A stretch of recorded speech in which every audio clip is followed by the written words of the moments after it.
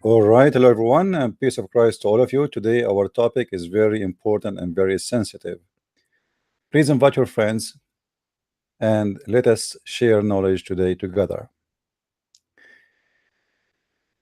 Always, when we have discussion about anything, I try my best to present to you what the Muslims believe, not what I believe. At the same time, we discuss what they believe. When you speak to Muslims about Christianity, the Muslims they try to present to you what they believe, claiming that this is what we believe, which means a Muslim, when he speak about Christianity, trying to fight Christianity, he will not take what we explain the Bible or how we understand it. He try to present to you a different image about what the Bible says, and suddenly he became a scholar in it, trying to present to you something he don't even understand. Not even his book he understand.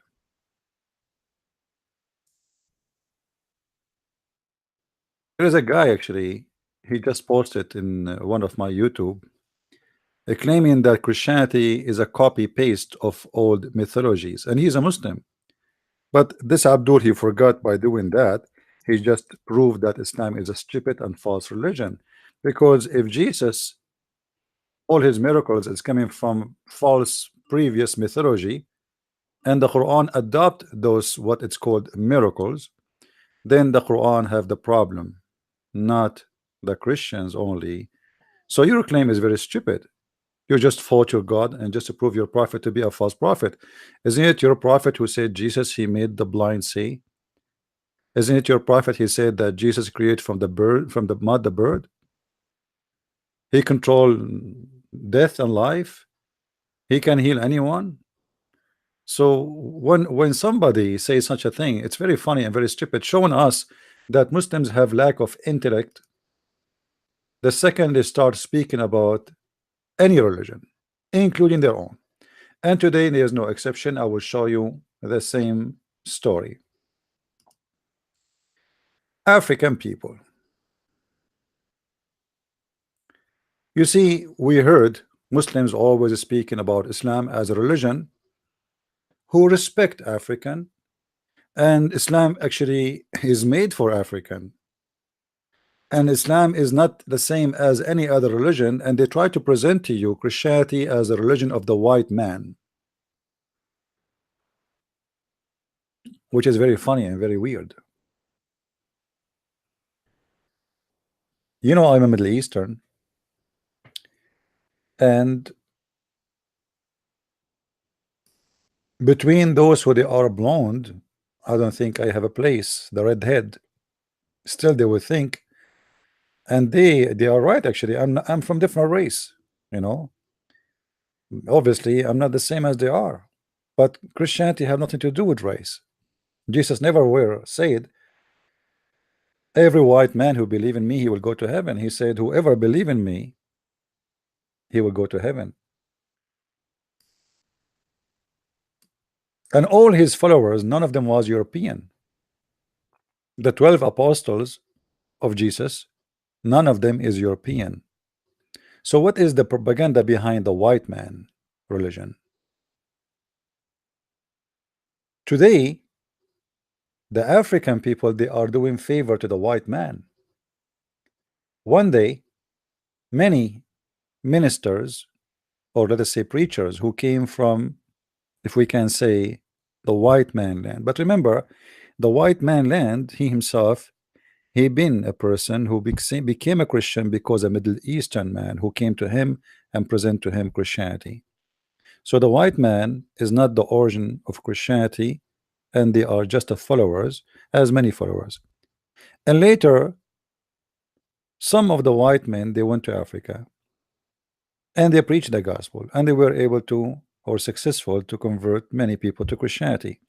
But before that, still the ones who was able to go and reach Africa long before the white man come, it was people who they are Christians from the Middle East. As an example, country like Ethiopia, a huge country like Ethiopia, No, was able to be introduced to Christianity not by a European man, same as Egypt, not by a European man. Actually, in India, there's a church.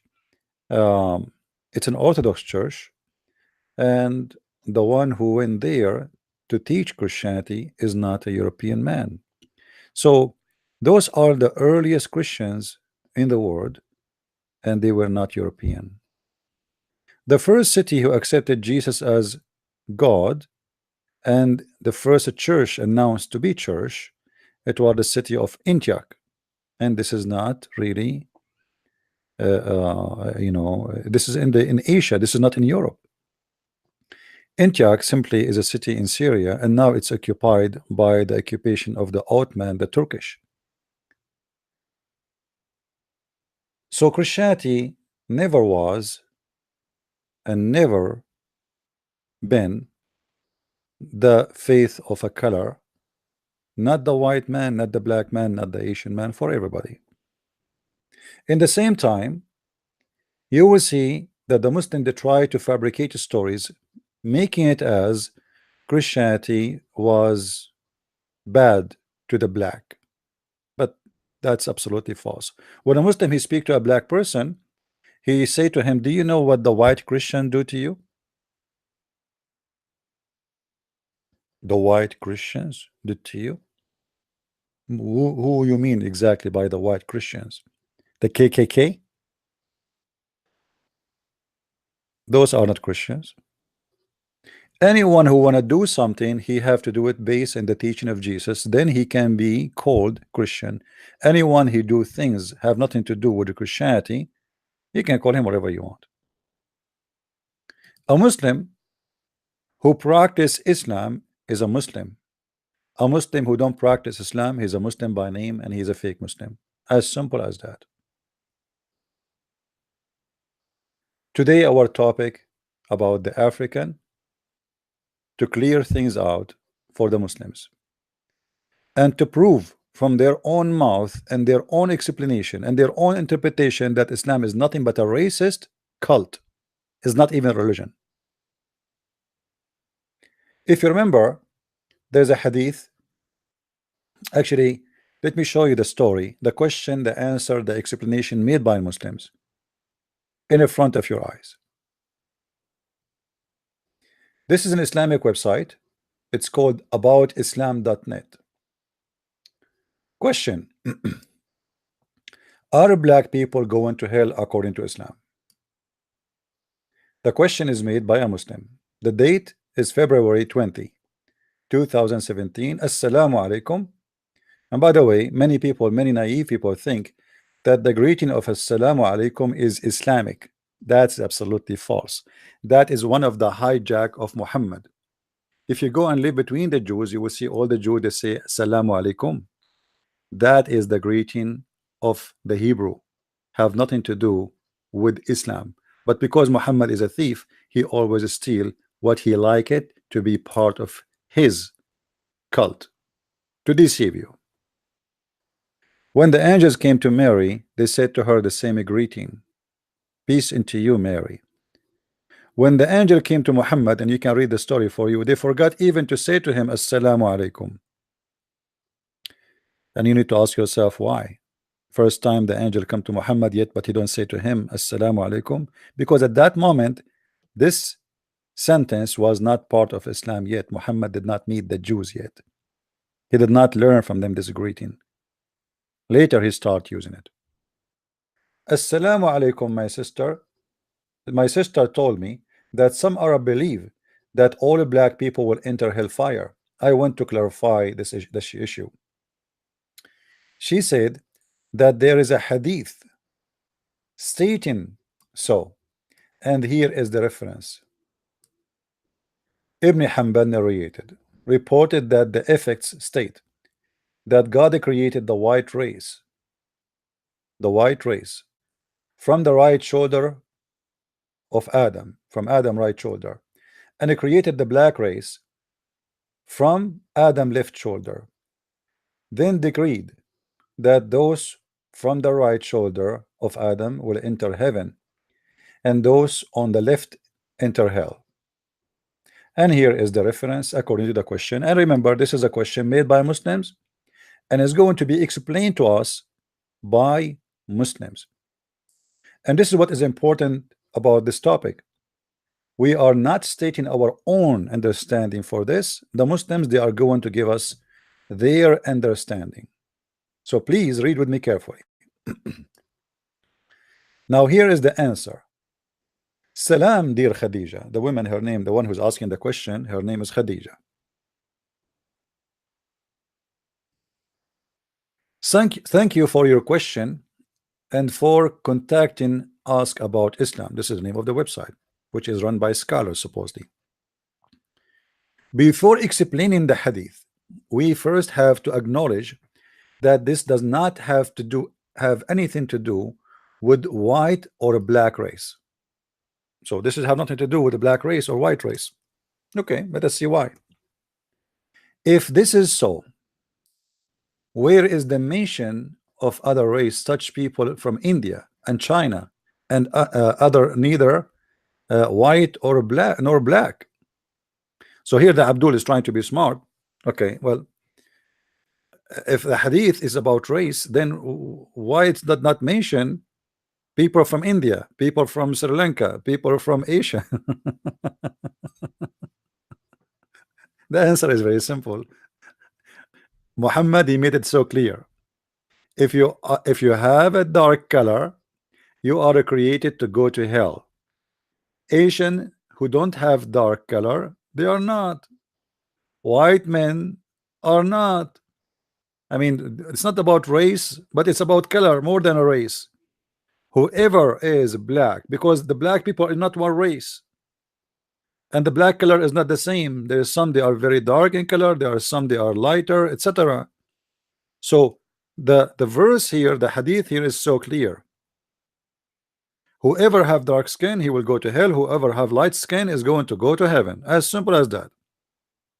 And because Muhammad did not really live between Asian, neither between Indian, but he saw black and he saw the Roman.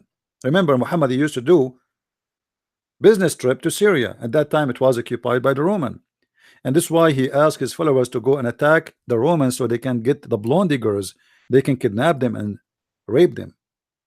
So in the word of Muhammad, there's the black, there is the white. And the Arab here, they will explain to us. Many Arab are dark complexion themselves, such people of Sudan. That's a big fat lie. People of Sudan are not Arab.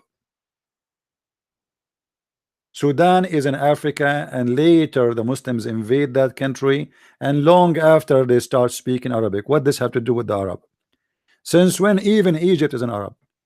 Egypt is not an Arab country. Even Syria not an Arab country. In the time of Abdul Malik ibn Marwan, the Caliphate, Abdul Malik ibn Marwan, he made an order to change the language of Syria from Aramaic to Arabic. So until the time of Abdul Malik ibn Marwan, all the Islamic government books and record is written by Aramaic, and you can go and check it out yourself. So when they lie to you, they say to you, as an example, Arab are mixed colors. An example is Sudan. Secondly, Arab is not an ethnic. Arab is anyone who live in the desert of what it's called Arabia, which is a word mean desert. You see, stupidity versus knowledge. There's many people think that Arab are ethnic. They are not. Let me give you an example. Give me a second to open a website.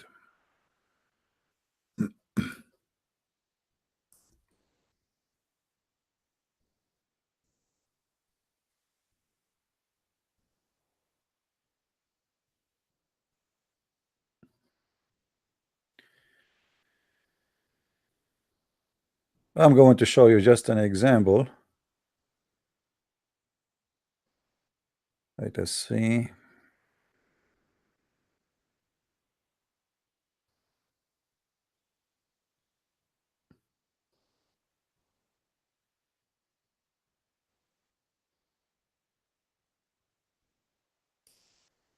All right. This is an organization which is for all the Arab countries which exist today. And remember, they are the one who call themselves Arab, but in fact, none of them is an Arab. If we go and look at the images of those people who will appear in this website, we will notice that none of them share any feature with the other person. Let us look for some pictures. Uh,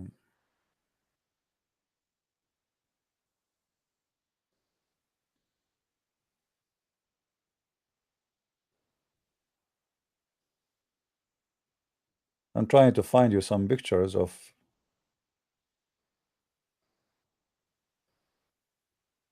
All right, look at this picture, how funny it is.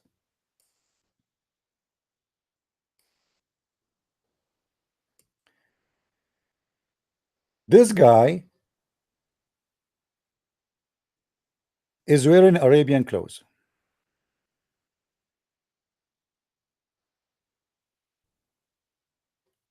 What this guy have to do with this guy, with this guy, with this guy, with this guy? I did not even show you anything yet. You will notice everyone is coming over, obviously, from different ethnic group. If we go and do a little more search,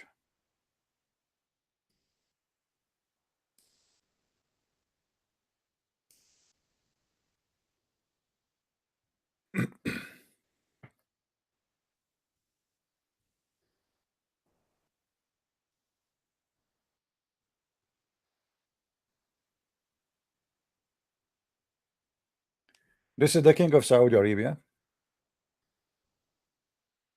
Uh, let us see. I'm trying. I don't know why I went to Twitter suddenly. I don't want to be there actually.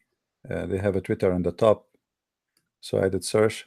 Give me a second. Hold on. I'm just trying to make my idea clear for you.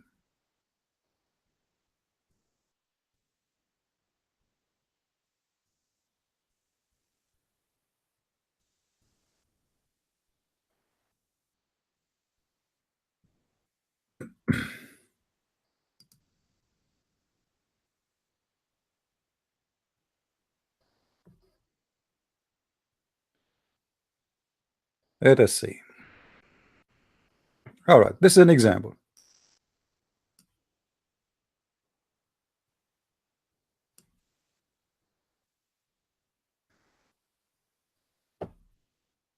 This one here is the king of Saudi Arabia. This one here is the king of Jordan. This one here is the president of Egypt. And this one, I think, I'm not sure who is this guy. Maybe he passed away before, and I'm not sure really. I don't recall his face. Maybe Algeria, or I'm not sure. Morocco, king from before. But anyway, do you see any really any similarity in the ethnic group between them? This guy is an Egyptian. Egypt is in Africa. This guy is a Saudi, and this guy is the king of Jordan. And if we keep going all over, we will find that none of those who they are kings or leaders of those countries, they even look any even close to each other. However, you will notice that those who they are in Africa, obviously they are close to be look like African, or they are totally as African. Let me show you here. This is more close.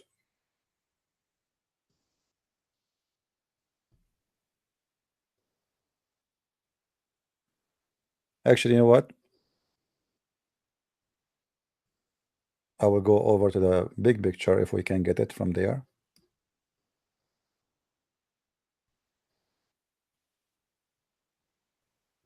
Yeah, look like this is pictures for what they call them Arab leaders. You tell me who is the Arab there. Tunisia. This is Morocco and his wife, the king of Morocco, the president of Tunisia and his wife. Al-Qaddafi, the king of Qatar and his wife, or one of his wives. The king of Jordan and his wife. The prince of Qatar and his wife. The president of Mauritania and his wife. The prince of Emirat, you know, Dubai, and one of his wives, which is actually the daughter of the King Hussein. This is the president of Algeria and his wife. I mean, this is enough. Now, do you see any feature those people they share together? I don't see any, because simply each one of them is coming from different ethnic group. The one who they are really considered as Arab, 99% of their blood is Indian. They are not an Arab by themselves as an ethnic. As an example, this is the Prince of Qatar.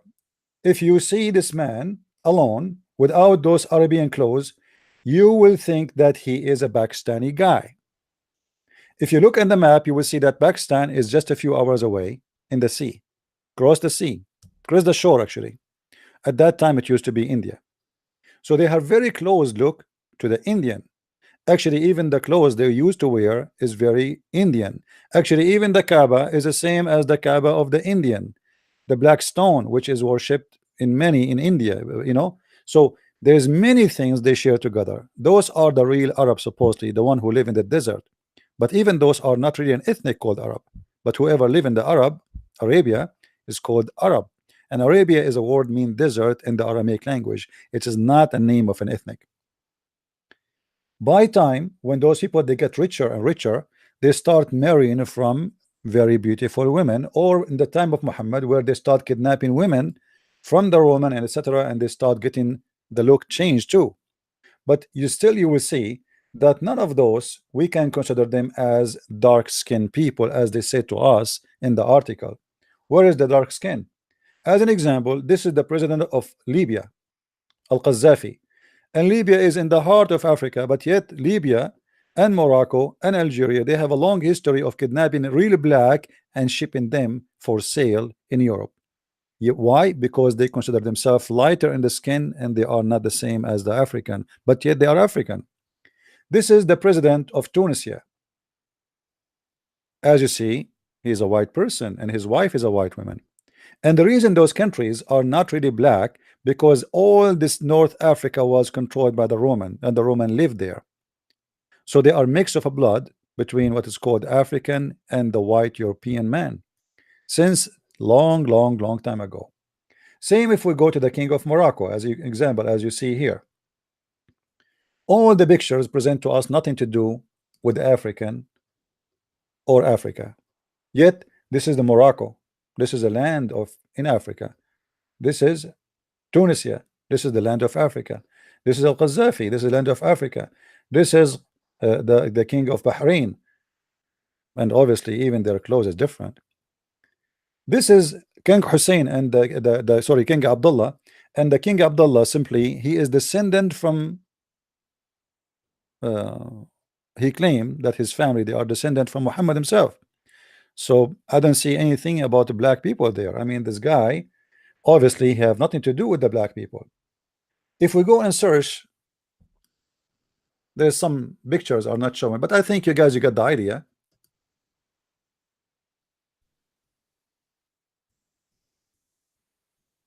But just for a little bit more.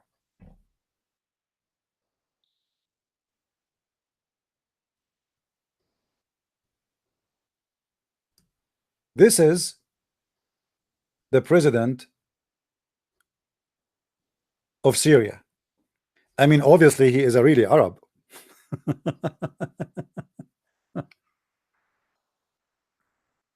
He have a blue eyes. He's blonde. He's extremely white. And his ears, his face, his head, I mean, all of them, they have nothing to share. You see, when you see an ethnic, people from one ethnic, they share the same features. Do you see anything they share together? If we put this guy next to the king of Jordan, next to the president of Egypt, next to the king of Saudi Arabia, next to even the Somalian, they consider themselves as Arab. You believe it or not? Mauritania, Libya, Morocco. I mean, if we put them next to each other, you will notice that each one is coming from totally different ethnic group. There is no way they are matched in any way, in any mean. What happened is very simple. Islam is religion made by a person who speak Arabic, and they made their language the superior to all other cultures, and they made Islam destroy all cultures. So all those countries who they've been subdued to Islam, they've been forced to forget about their language, forced to forget about their where they are coming from, their heritage, and they became Muslims. If you go to Pakistan as an example, you will see that people, they are migrating from India, and I'm saying here migration about culture. They refuse to be Indian. Why? Just because of Islam. Why the Pakistani, they ask for independence? Because of Islam. Because they are Muslims and they don't want to be with the Hindus. As simple as that. And then they change their names. You go to Pakistan, you don't find yourself you are living in Pakistan, you find yourself living in Arabia. Their name is Arshad, Rashad, Muhammad, Ali. Where is the guys who they are? Where is the Indian names? What is the Pakistani names? So this is what called Arabization. Islam force Arabization on you, so everything will turn to be Arab. Now we go back to the article which we are trying to explain. So the first point, we prove that Arab is not an ethnic. Arab have nothing to do with any ethnic group. Arab is a name was given by the Aramaic for whoever live in the desert. Simply the word Arab mean desert. So if you live next to the Aramaic and you live in a desert, they call you Arabian. If the Aramaic people at that time live in Nevada, whoever live in Nevada, they will call them Arabian. The Arabic language is not even exist by itself. Arabic language is a collection of languages born of our Aramaic. Not only Aramaic, but the major, let's say maybe 90% of the language is coming from the Aramaic. The rest is coming from other languages.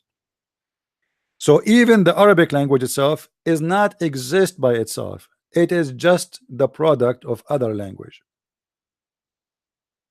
We go back to the article. Many Arab are dark in complexion themselves, such as people of Sudan. And as I said, people of Sudan have nothing to do with the Arab. Otherwise, you have to explain to me how they are Arab, but they are black, and how come the Arab are not all of them black? Several of the Prophet companions had dark skin, as well as one of the most beloved to the Prophet, peace be upon him, Bilal ibn Rabah. But Bilal ibn Rabah, he was an Ethiopian, you liar. That's number one. Number two, what companion? He was a slave of Muhammad. You see, when they say companion, they make it look like he was his friend. But this guy, he lived and he all his life. Muhammad, he died, and this poor Bilal, he is an Ethiopian man. He's not an Arab, and he did not get his freedom. Who used to call adhan?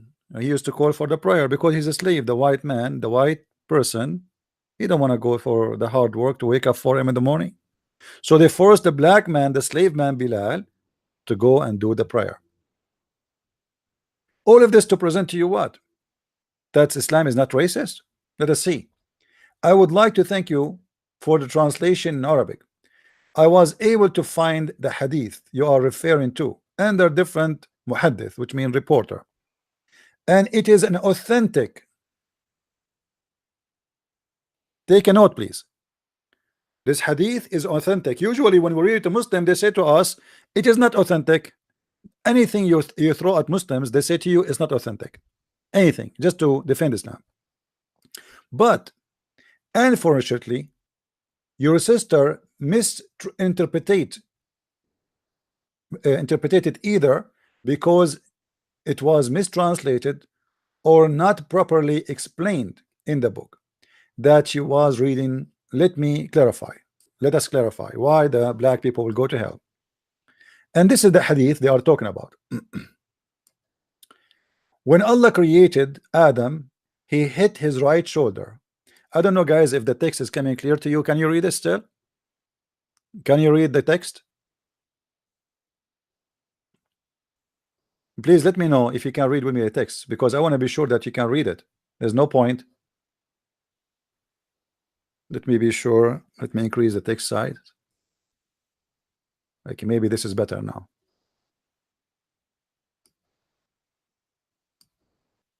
All right. When Allah created Adam, he hit his right shoulder, from which his descendant, who are as white as pearl, came out. And here we will have the problem, and I want you to notice with me. I want you to learn how to read and how to observe, because every letter in this statement count. And we will show you how Muslims they try to get around it and around the meaning. So they are as white as pearl came out.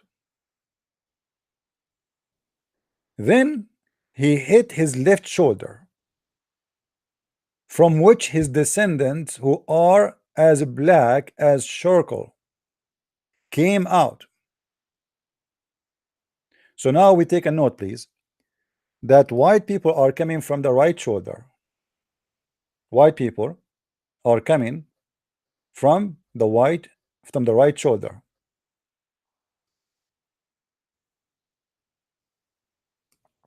And now I'm going to change the color of the light in here, just to take a note. And from the right shoulder, from the left shoulder of Adam, he created people who they are black like charcoal, which means they are very dark in color. All right. And then he said, to the ones who they are on his right, enter the paradise, and that would not diminish from my dominion to the last or to the least. And he said, to the ones who on his left, enter hellfire, and that would not increase anything in my dominion. And this is the reference. Remember, here we are reading the Muslim translation, not Christian translation, not Abdul. I mean, this is an authentic website, and they are saying this is authentic, and the one supposedly is a scholar. All right. So what we learn from here, that when Allah, he is supposedly God, he created mankind. This is how the creation happened. He hit the shoulder of Adam, once on the right and once on the left. When he hit him in the right, all the white people, they are created, but those white people are unique. How unique? I mean, they are really white. They are really, really white. They are white like pearls. And then he hit the left shoulder of Adam, and he create people who they are in the color unique. How unique? They are so black. And then he said to the one in the right, you enter heaven.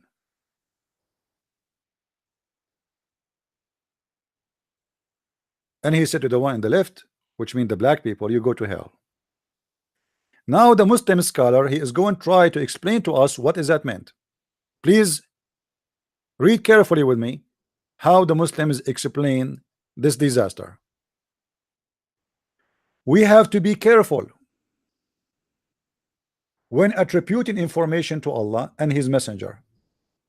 If anyone else write information that is contradictory to Islam, then we should tactfully correct them. However, in Islam, no one corrects Allah. In Islam, take a note, please. In Islam, no one correct Allah and his messenger, for his God. You see, in Islam, nobody correct Allah or his messenger because they are our source of knowledge. Wonderful. In addition, There is no one who is really white or black, because there is no individual on earth who is as white as pearl or as black as charcoal. That's false. That's false. There's people who they are really white, very, very white, and there's people they are dark black like charcoal. You can go right now and check African pictures and you will see there's people really, really, really dark, and there is people really, really, really white.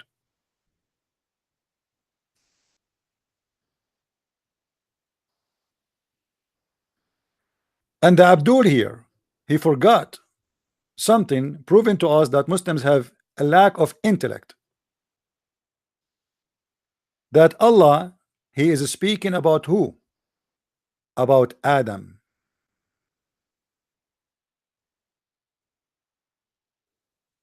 Is that correct?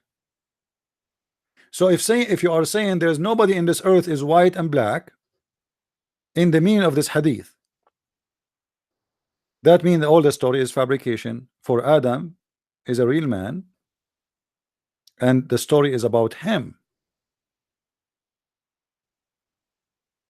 Otherwise, why we have to insert the name of Adam there and his shoulder?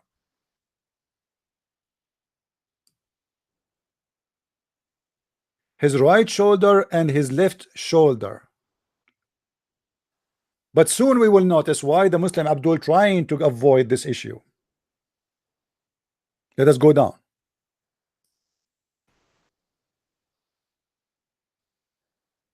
There is no one who is really white or black, because there is no individual on this earth who is white as pearls or black as charcoal. Our skin color are either different shades of PG or different shade of a brown. When talking about people hereafter, in the hereafter, Allah in his book, he said, on the day when faces will turn bright and the other faces will turn dark. The fact doesn't say turn bright, it says turn white, not bright. Here he continued, chapter 3 verse 106. I have purposely quoted the Arabic words because white was translated as bright. See, it is white, not bright, while black was translated as dark into dark, which is correct since Arabic uses color in many occasions to describe the bright and the dark. But the verse saying that in the day there's faces will turn white and there is faces will turn black. And we've been before in Ibn Kathir, and we saw how the story of Al-Jassasa, where a beast will emerge from the if you go to chapter 27 verse number 82, a beast will come from the ground. Let us go there. A beast will come from the ground. It's called Al-Jassasa, and this beast is going to have the staff of Moses and the ring of Solomon, and he will hit you in your face, and he will make you black or white, depend in your religion. So if you are a Muslim, Allah will make you totally white. If you are non-Muslim, Allah will make you black. 27:82. Here we go. Ibn Kathir speaking about the beast which is called Al-Jassasa. If we go down here, just to make it fast, not to waste time, we go to the topic.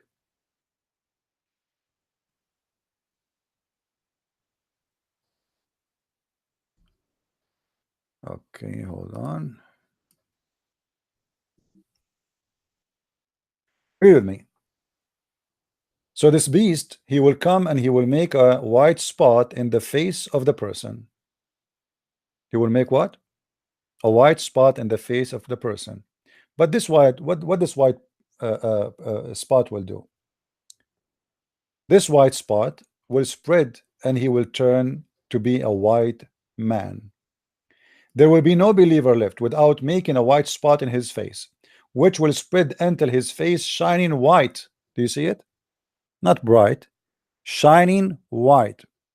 As a result, and there will be no disbeliever left without it making a black spot on his face, which will spread until his face is black as a result. All right. So what we learn from this story, that there is racism in the judgment day too. In the judgment day, nobody is allowed to enter heaven, and he is black. For all the inhabitants of heaven in Islam, they are going to be white. And all those who are going to go to hell, Allah will make them black. And as you see, this is not my interpretation and this is not my explanation. We go back to the article.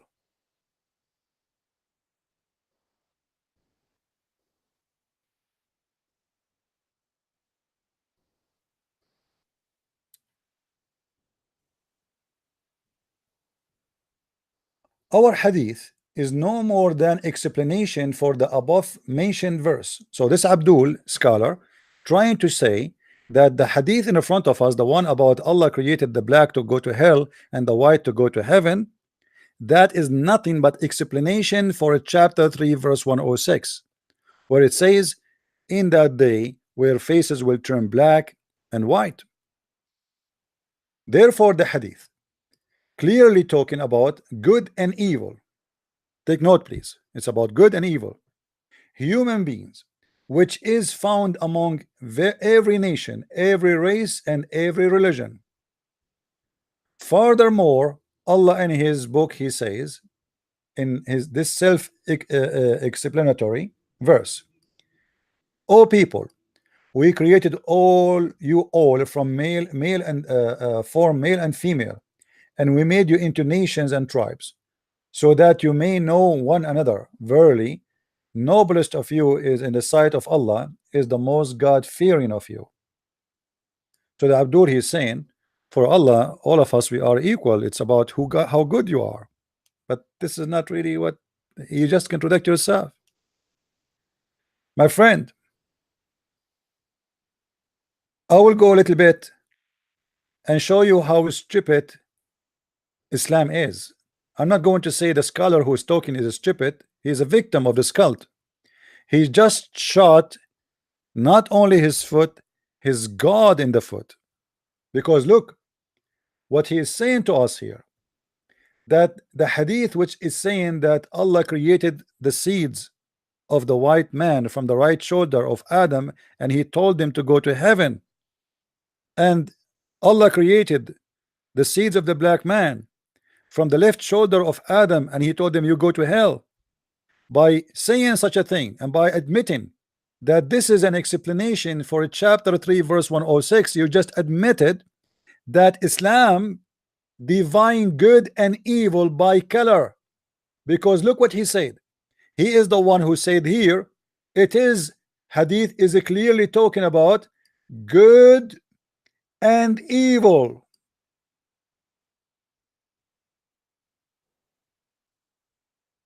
So you are saying to me, in Islam, if you are white, you present the good. If you are evil, you are black and you present the evil one. Do you see it, guys? This is from their explanation, not mine. This is how he said. This is I'm just using their words. And he is saying that this verse explaining, it's an explanation for the chapter 3 106, where it says that in the day of judgment, faces will be white and faces will be black. Okay, is that literally? Yes, literally. As you see, there's a beast will come and they will have the staff of Moses and the ring of Solomon, and he will hit you with the staff of Moses and you will turn white, and the ring of Solomon you will turn black. So this is literally black and white by color, and this is literally about good and evil, and this is literally how Islamic understood that evil is black and white is good, and human being colored by black is a person ready now to be shipped to hell. This is what they are saying to me, and this is your explanation. And this is your interpretation in front of my eyes. If I try to explain to somebody from those who they are, you know, they accuse us of Islamophobia and stupid things, they will not believe you. It's in the front of your eyes. This is their website. If we assume now that this guy is being honest and he is telling us the truth, and this is not about a black and white created in the beginning, no, this is about at the end of the time. I mean, this is even more evil and more ugly, because you are saying that your God from the beginning of time, he decided that whoever going to be black is the evil one, and whoever will be white is the good one. Your God from the beginning of time, he decide that the good ones, they should be white as pearl, and the evil one, they should be black as charcoal. How in the world can you follow such a cult?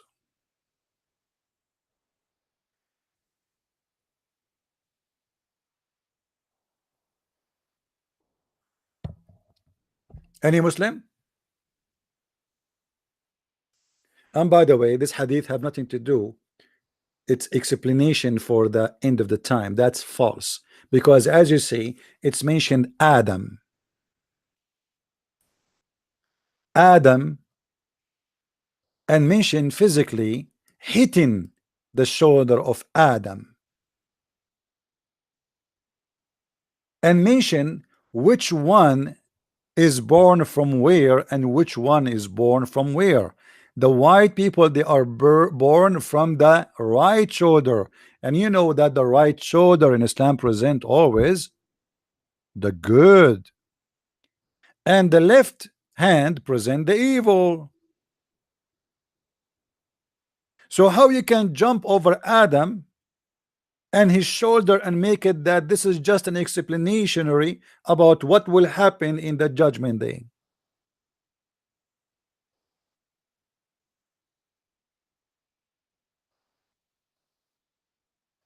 How you Muslims accept to follow a religion saying that, you know what, anyone he is good, he deserves to be white? Because that's what you are saying to me. You are saying to me in the judgment day, when Allah he spoke about the left shoulder and the black people going to hell and the white people coming born of the right shoulder, that's mean the white people by color, you are right, and by being black, you are wrong, you are evil. And this is the reward of Allah. Allah reward is we will be black and white. So if I am rewarded in Islam, I will be white. If I am evil person, I will be punished and I will turn to be black. How dare you to believe in such a garbage? How dare you even to publish it as an explanation?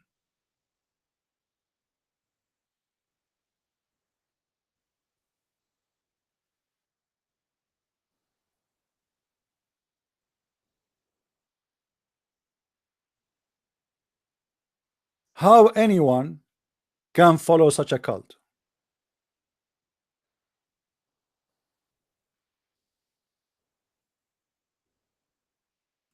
Then this guy he continue. Also Jabir ibn Abdullah said the Prophet peace be upon him addressed us during his farewell. He said, O people, indeed your Lord is but one Lord, indeed your father but one Adam. An Arab is no better than non-Arab. That's a big fat lie. This sermon is a lie. Muhammad he never said this sermon, and let me prove it to you. Let me prove it to you. The Muslim they say, and the Quran says, if this book is not from God, we will find in it a lot of contradictory. Correct? Don't they say that to us? In this sermon, they try to say to us that there's no people are favored upon people, and even they accuse the Jews to be racist when they say we've been favored by God.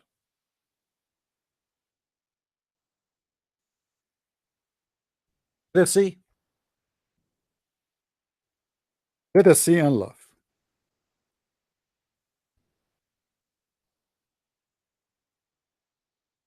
This is Quran. Chapter 2, verse number 47.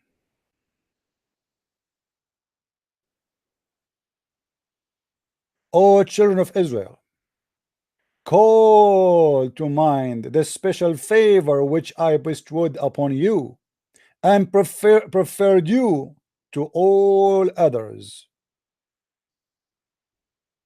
The Quran confirmed that Allah He preferred a nation. It's called the children of Israel. Let us continue. My friend, if you want to call this person, let me be sure. I think my Skype is on. He can call me. He can call. The Muslim who wanna call, he can call, no problem. So the Quran confirmed that the Jews being preferred. All right. Let us continue.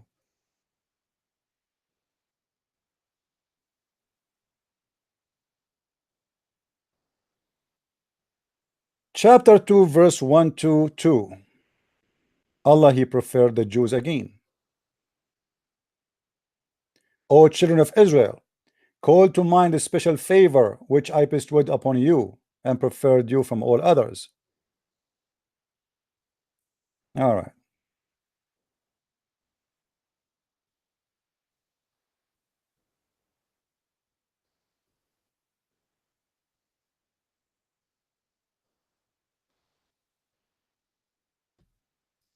Chapter 2, verse number 253. Allah favor prophets upon prophets too. You believe it? Those messengers we endured with gifts, some above others. By the way, it doesn't say that. There's no gift and there's nothing. You know, this translation is false. It says we favor some upon others. We favor some upon others. So Islam always have a favor nation, favor people, and favor prophet.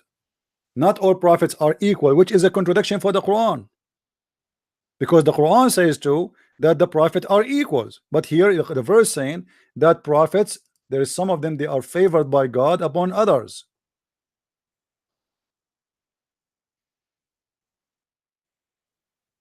This is how Allah supposed to present himself. If we go to the hadith, we will see that Muhammad he claimed that he is the best of mankind, and the best of mankind are his family, and the best of his family is his tribe. And let us make it simple. From the best of mankind, let me get the hadith.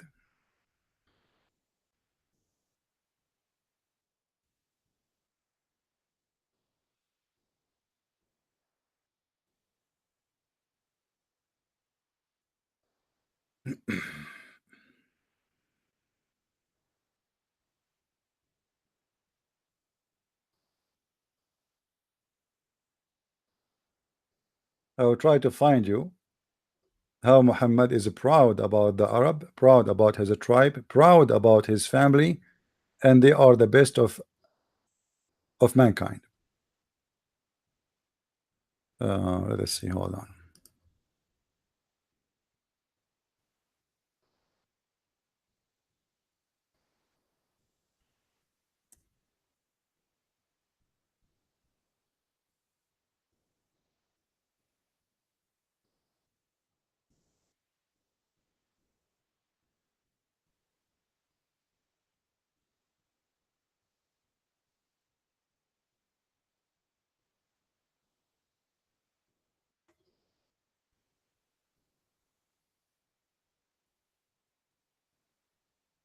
All right, let us see.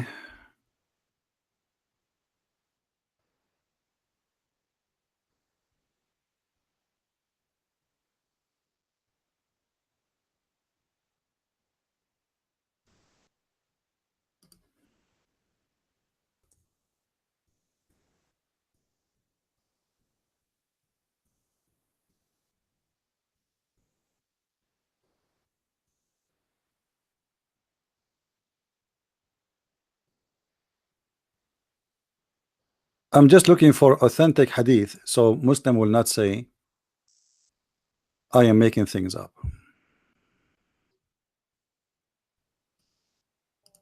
Hold on.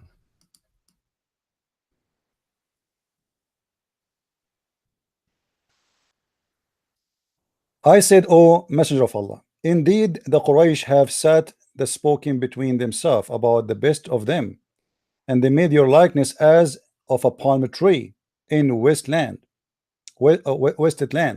So the Prophet SAW said, indeed Allah created the creation and made me of from the best of them, and from the best of them categories, and the best of the two category, the Arab and non-Arab, and he chose between the tribes and made me from the best tribe. Then he chose between the houses and made me from the best house. So I am the best of them in person and the best in them in the house. Do you see it?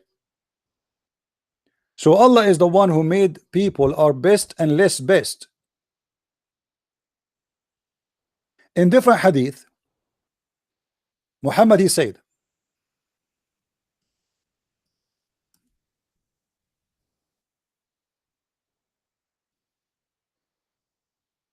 let me try to find it in English. This is the problem. You can find anything you want in Arabic, but the English story is different. Here we go. I heard Allah Messenger saying, verily Allah granted eminence in Kinana. Kinana is a tribe from among the descendant of Ishmael. So the Kinana, they claim that they are descended from Ishmael, and he granted the eminence of the Quraysh among Kinana, and he granted the eminence of Bani Hashim among the Quraysh, and he granted me the eminence from the tribe of Bani Hashim. All of this, and you are saying to us that Allah he created all men are equally? How? Quraysh, they are a tribe who they are pagan and they worship idols. Why Allah favor Quraysh? Why Allah favor Kinana? Why Allah favor Banu Hashim? Banu Hashim, Hashim himself is a pagan. All of this, and you are saying to the people that Islam teach that there's nobody, and the Prophet he said, black or white, free or slave, it doesn't matter. All what matter for Allah is to be good. That's not what it says. All the tribe of Quraysh is good.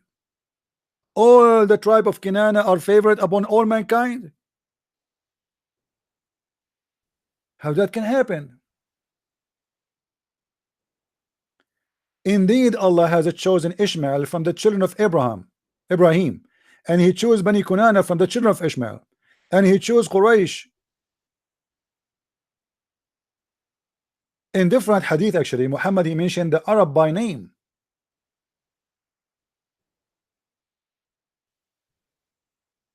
Let me see if I can find the other one.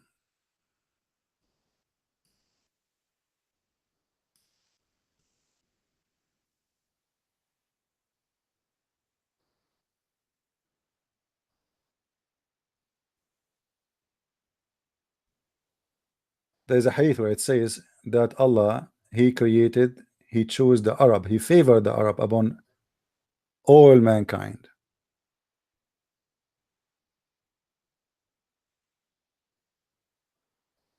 Let us see if we can find it. Maybe in this website, maybe it's going to be hard.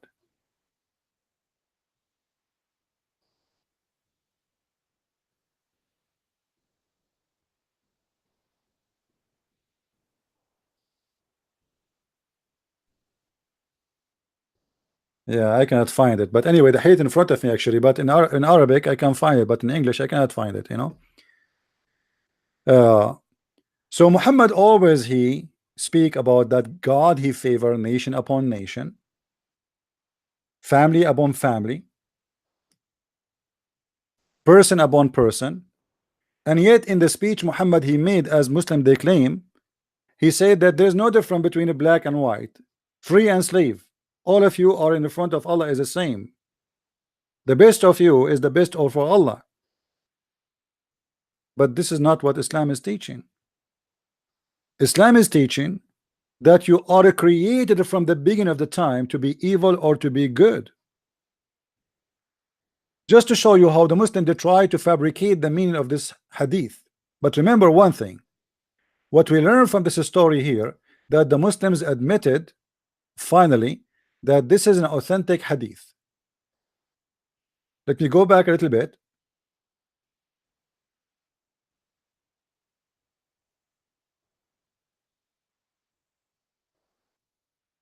Where it says that this hadith is authentic. Okay, all right, okay. This is an authentic hadith, sahih. Do you see it? So now we don't have the problem of claiming or blaming the game that this is not authentic and this is not really true hadith. It is a true, and the Muslims admit. If we go back here, in order to get the Abdul busted, with no question, that this is not about the judgment day, this is about since the creation of the man, we have to go and read the following hadith.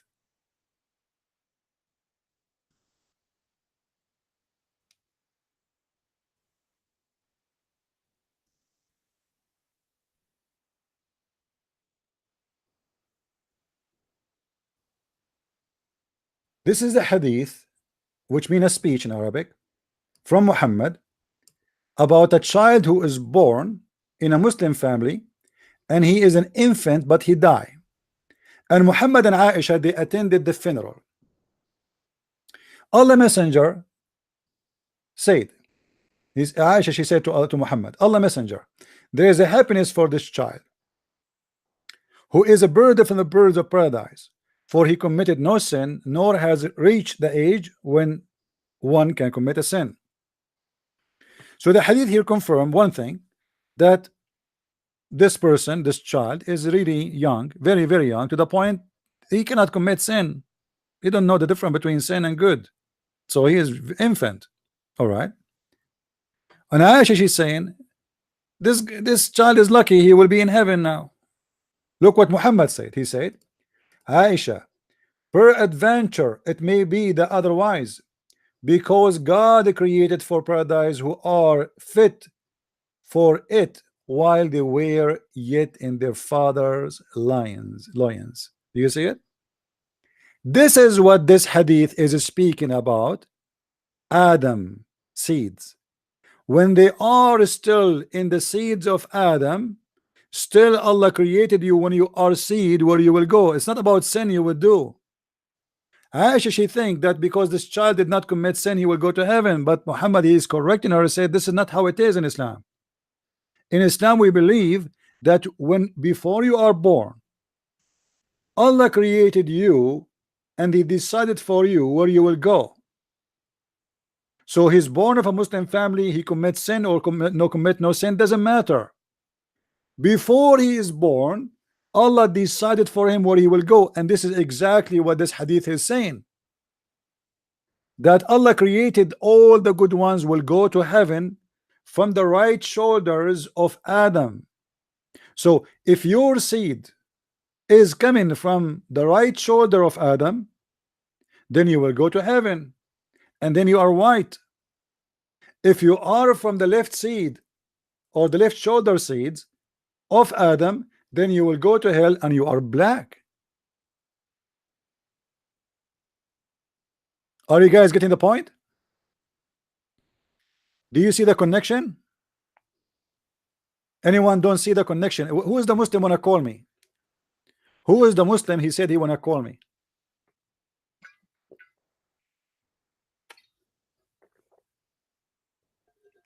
If there's any Muslim have an objection, I want to hear a Muslim have an objection, because if you have an objection, it means you have an objection about his God teaching. You see, when you are a child, is not when your destiny is written. Your destiny is written before you are created. In different hadith, if you remember, when Moses and Adam, they have a debate, which is funny. I mean, how Moses even saw Adam and debated him. But Muhammad, he claimed there was a debate, such a debate happened. So he said that Moses have an argument with Adam.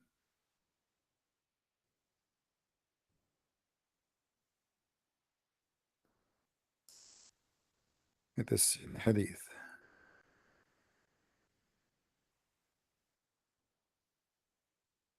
As you see,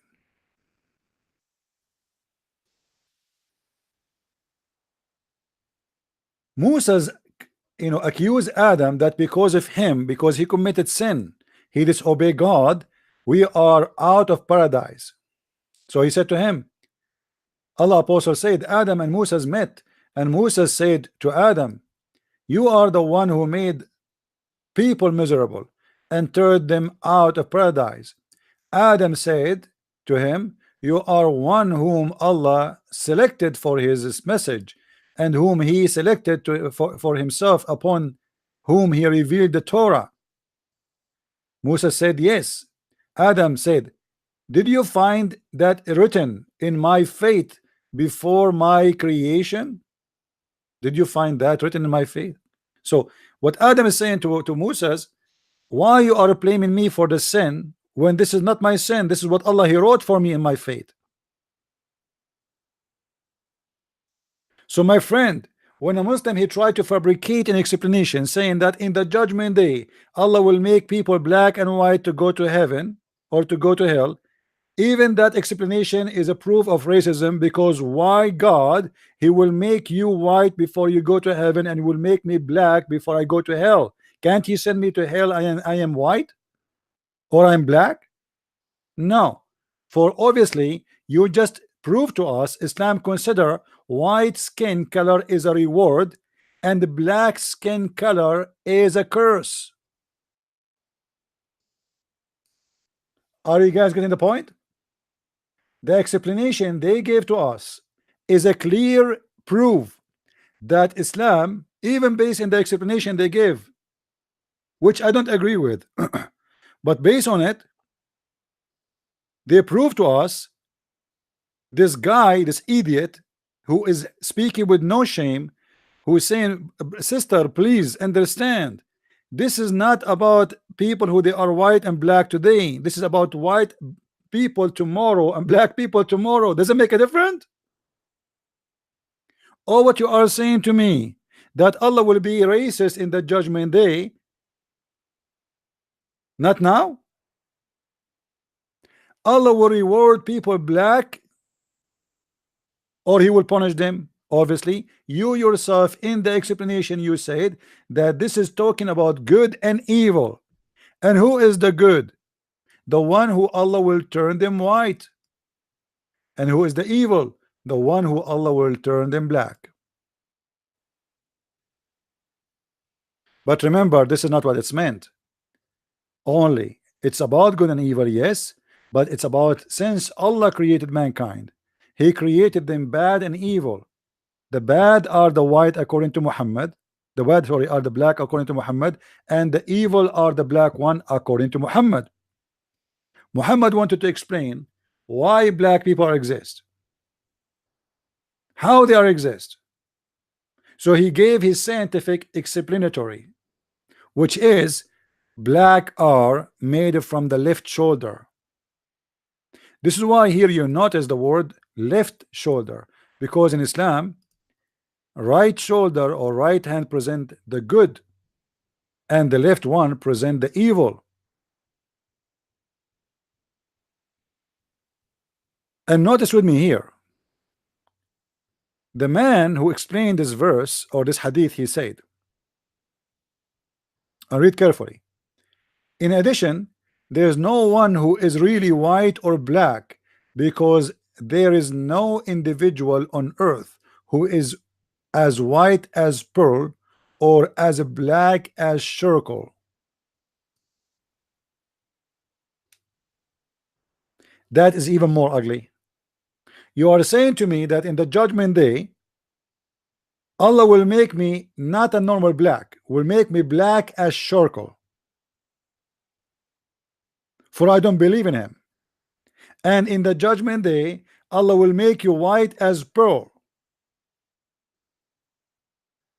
as a reward. I mean, how ugly that can be more than this as a reward, which is based on racism and based on color. This is ugly. It's not ugly to be black. It's ugly to say that because you are bad, I will make you black.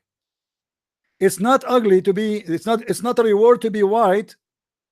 It's an ugly for me to be a white now, because you are saying to me, because you are good, I will make you white.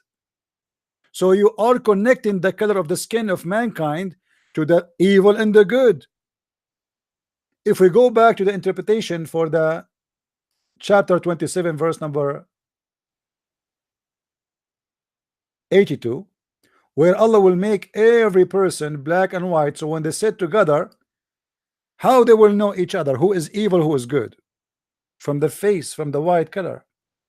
Then when people trade which one with one another in the marketplace, they will say, how much is this, O believer? How they will know he's a believer? Because he's white. How much is this, O disbeliever? How they knew he's a disbeliever? Because now he's black. And when they sit together to eat, they will say, they will know who is a believer and who is a disbeliever.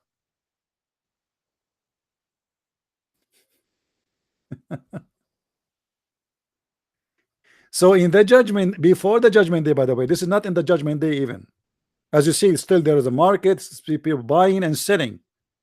So Muhammad claimed before the time will come, mankind will be divided into race, white and black.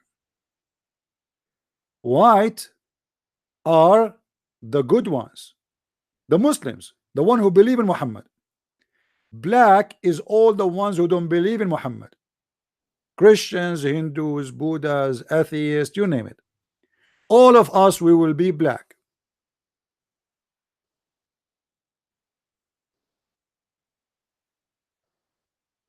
There's a hadith where it says, the one who said the prophet is a black, kill him. The one who said the prophet is a black, kill him. Because this is an insult to the prophet according to Islam. And Muhammad, he made fun of the black people, of their face. And he made fun of the Asian people, of their face, to the point he said the Asian, the Turk as the same as somebody was hit by a hammer. His face is like a shield hit by a hammer.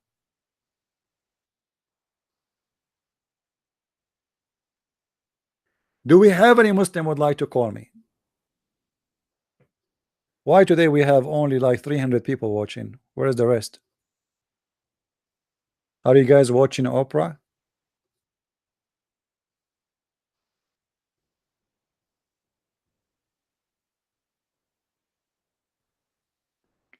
Any Abdul? What kind of religion this religion is? Why in the end of the time, you know what the Muslims they are saying to us, that heaven of Islam is a black free heaven. I want to ask any person who is black, do you really feel that it's a reward for you that in the heaven Allah will make you white? Do you think this is an insult to you? So what does that mean? That's mean that you being a black is an insult in Islam. Otherwise, why as a reward all of us when we go to heaven we will be white like pearls, as this Abdul he explained in his article. And he is the one who is, or he said that you being, this is exactly describing, talking about good and evil. So if you are good, you will be white like pearl, and if you are evil, you will be black like charcoal. This is their explanation. How we can believe in such a garbage?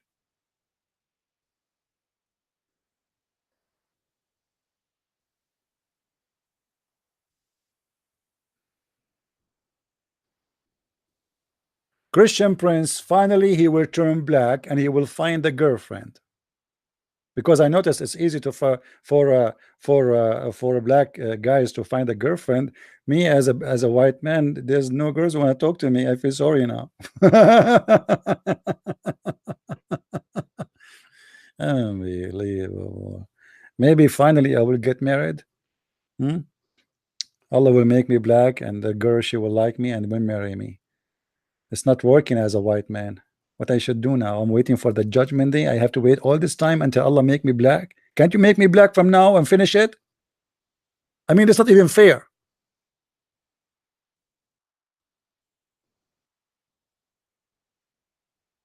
Yeah, I'm white. Depend in the season. Do we have any Abdul? What a crazy religion. I mean, this is published in Islamic website to explain to the sister that Islam is not racism, not a religion of racism. This is how you explain that this is not racism. That in the sight of Allah equal, but in the sight of Allah, Allah seen us as white and black. Because this is what this guy he said. Allah he see the good ones are white as pearl and the black ones as evil as charcoal. Do you see it?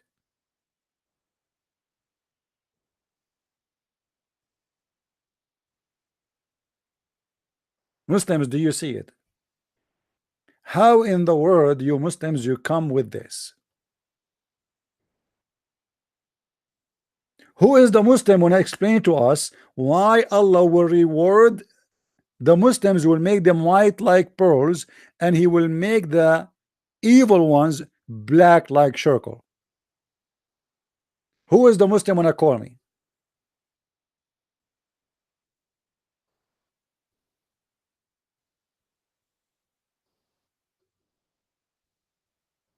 Allah is not funny, my friend. Allah is disgusting.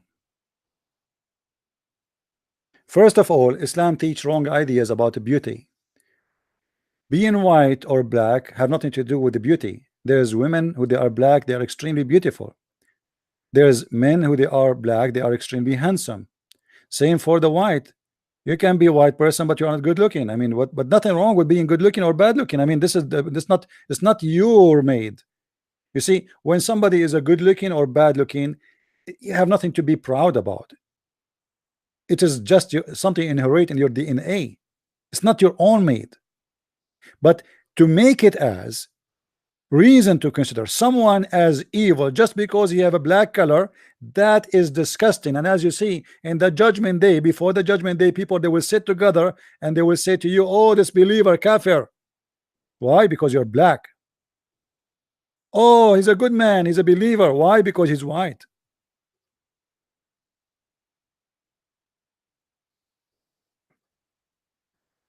This is the truth about Islam, which they don't want you to see. And as you see, we sit here for hours asking Muslims to call. My Skype is open. Where is the Muslims? The Prophet in his sermon, he said that there's no difference between you. The Quran says there's different. Muhammad, he said there's different. Muhammad, he said Allah, he favored the Arab. So was Muhammad lying?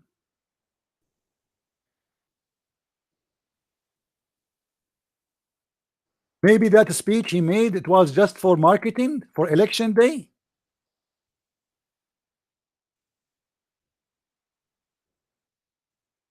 And Abdul,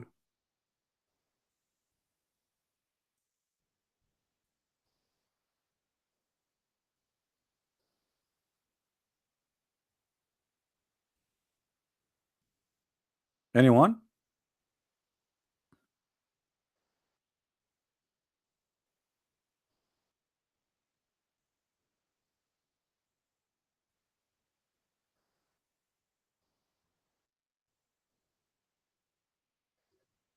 The funny, you know, Muhammad, he said, if somebody is proud about his inheritance, about his tribe, about his father, tell him to go and bite the penis of your father. Yet he is proud about his tribe.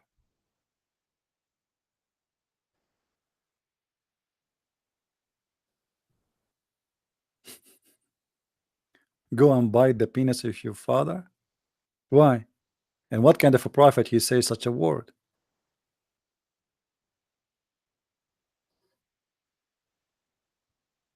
What is that?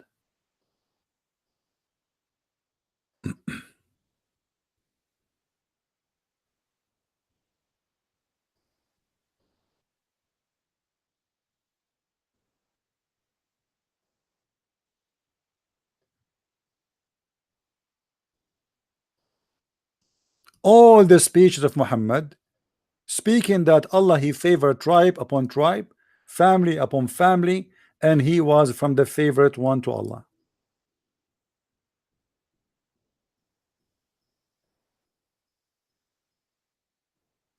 Allah, indeed, Allah created the creation and he put me in the best group of them.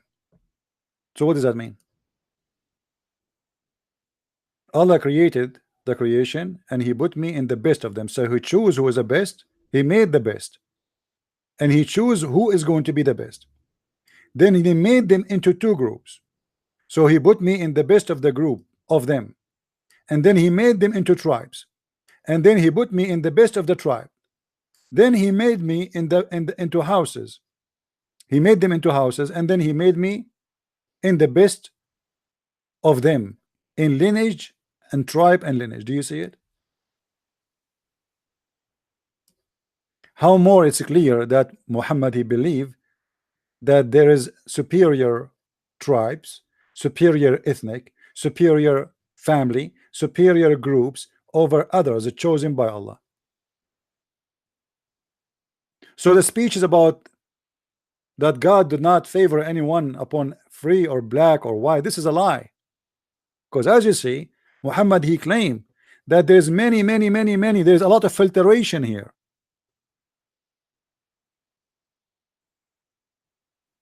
Allah created the creation, and then there is a groups in this creation, and he put Muhammad in the best group of them.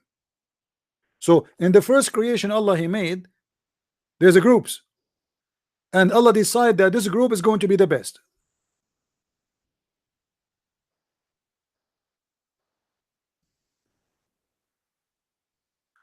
Group, from the group there is a best group of all the other groups. Those are nations. Then he made them into tribes, so nations are tribes. Then he put me in the best of the tribes. So from the tribes, or not all of them are equal, Muhammad is from the best of the tribes. Then he made them into houses, so every tribe have houses.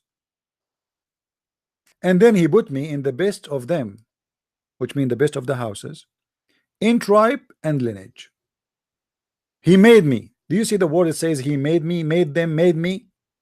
He made them, he made me, he made them. He made them what? He made them the best. So what do you mean all people are the same? That a figure of a speech is not exist in Islam, and it's a contradiction for what Muhammad he taught. Contradiction for the Quran, for even the Quran confirmed that God of Islam favor nations upon other nations. Who is a Muslim when I tell me how Allah he favor Muhammad? How? Quraysh are a bunch of pagan crazy people. Arab, they are savage, and I am from the Middle East, and they call me supposedly Arab. What is the best about us? Until now we cannot live in peace. Until now we cannot even have electricity.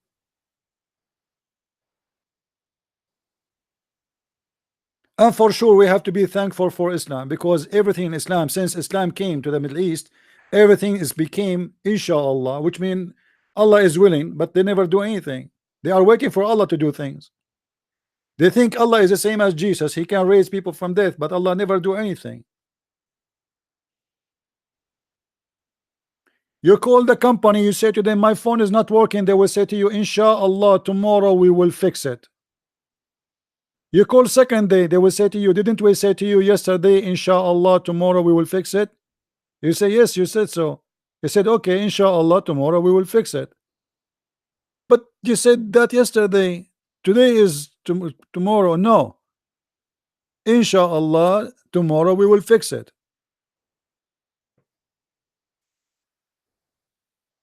What is good about those nations? You see the funny, they say that the Jews are cursed. The Jews are cursed. Can you show me how the Jews is cursed, Muslims?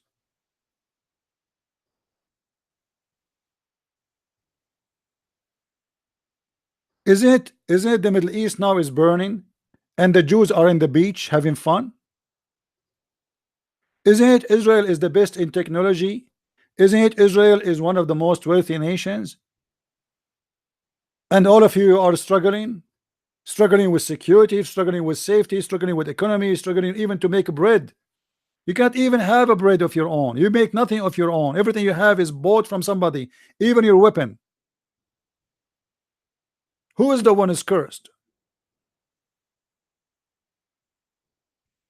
I remember when somebody made a cartoon or you know, an occasion about cartoon, draw a cartoon for Muhammad. The Muslims, they decide to boycott the milk of Netherlands. And guess what happened? Babies start dying. I mean, you want to quote them, you will not buy their milk, like as if you have your own. Okay, we will boycott you because you made a cartoon about the prophet. We will not buy your milk and your cheese.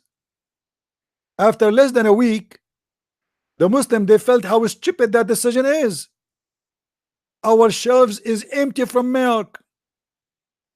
A little country, little tiny small country like Netherlands is feeding the world milk, and the Muslim decide to boycott the milk, and now they have no milk. So who is the one is cursed? You are punishing who? You think by not buying the milk of Netherlands they will go bankruptcy?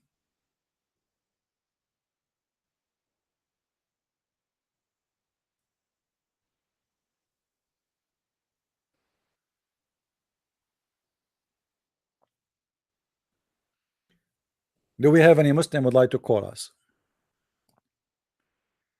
Any Muslim, he would like to have a reward from Allah, because remember, if you do call me and defend Islam and explain Islam to us, Allah will reward you with extra versions. Don't you want to get versions? Look like the idea of versions is not convincing Muslims no more. Not many of them believe in this garbage. What versions? I mean, how in the world a human being can believe in such a stupid thing? Brother, if you believe in Allah, brother, Allah will give you a lot of versions. Brother, they are really versions. Yes, nobody touched them there, brother. Still nobody touched them. Yes, brand new, never used. What? Even the Quran. Even the Quran. Let me hold on. Let me show you something. Hold on.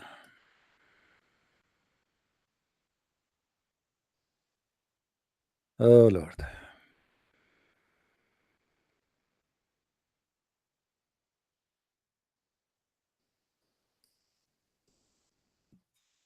Have you ever seen more stupid than this?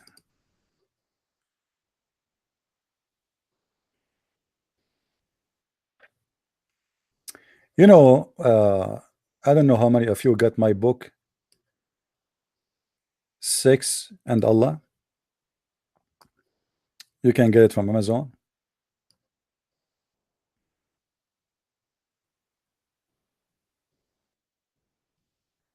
If you look in the book here, in the cover, there is a verse. I don't know how many of you was able to read it. Houris restrained, whom no man jinn has opened their hymens with sexual intercourse before them. By the way, I try to be polite when I translated in the translation. However, you can this I did not even use this, is not even my translation. This is an Islamic translation. You can go to the same website we are reading the tafsir, and you will find the translation made by Muslims. So imagine there's a God. He is promising me that he will give me a woman, her vagina, nothing enter it yet, and he say that with the clear words in his holy book. Holy book? This is a holy book? I mean, how holy is that? How holy to describe for me who entered the vagina and who did not? Actually, there's a hadith that says that every female, it is written over her vagina the name of the ones. I'm trying to be polite, guys, sorry, but the hadith is dirty, so forgive me, please. It is written over the vagina the name of everyone will F her. Have you ever heard of a holy religion like this? A Muslim woman, she called the sheikh and she said to him, I'm getting older and I am worried that nobody will marry me. Because in the Middle East, if you are over the age of 20, 21, obviously now you are a grandma. Muslim men, they follow the steps of the Prophet. They marry 6 years old girls. So she is saying to him, I'm worried that I will not get married. I'm getting older. The man, he wanted to make her feel better, so he told her what the Prophet said. He said, sister, don't worry. The hadith said, the Prophet said, that it's written in every vagina the names of the men will F it. What? Written in the name of the vagina, of every vagina, the names of the one who will F it?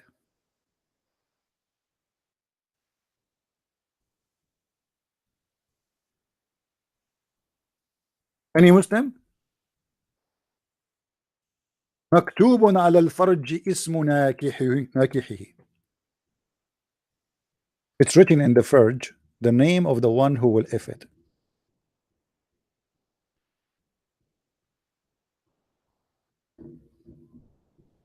What do you say?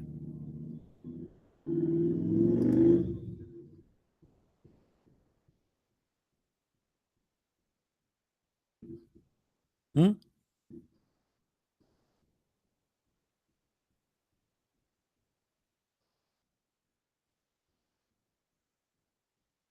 Any Muslim have a comment?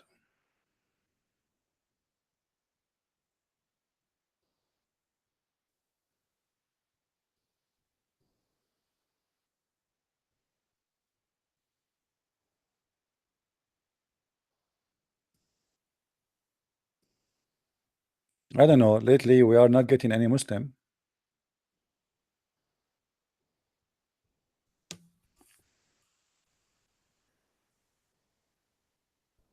And this is, my friend, how Allah explained to us how He created the black and the white. From the shoulder of Adam, and the reason in Islam, according to Islam, for us as mankind to be white and black, it's because Allah decided to give a definition for the good and the evil, and to make it easier for recognition. So the black ones in Islam present the evil one, and the good ones in Islam present by the white one. And for sure, this is garbage, and this is cannot be true. It's false. People are good or bad have nothing to do with their color. There's criminals from every race, every color, every language, every ethnic, and this is all is garbage. Don't ever believe in such a cult,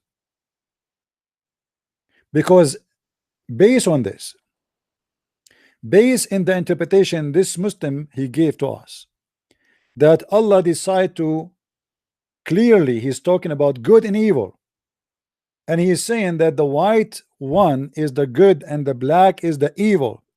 Even if they want to say this is about the judgment day, that is not a good ethic to teach to your children. How you say that Islam does not differentiate between white and black, and then you say to your child, if he's black, you say to him, don't worry my son, in one day Allah will make us all white. Are you going to say that to him? Be honest with me, Muslims. Are you going to say to your sons, if you are an African, are you going to say to him this explanation here, that in the judgment day Allah will make us all white?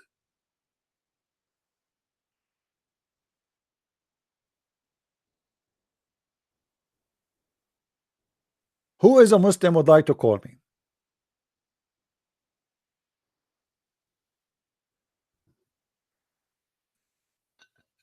Anyone?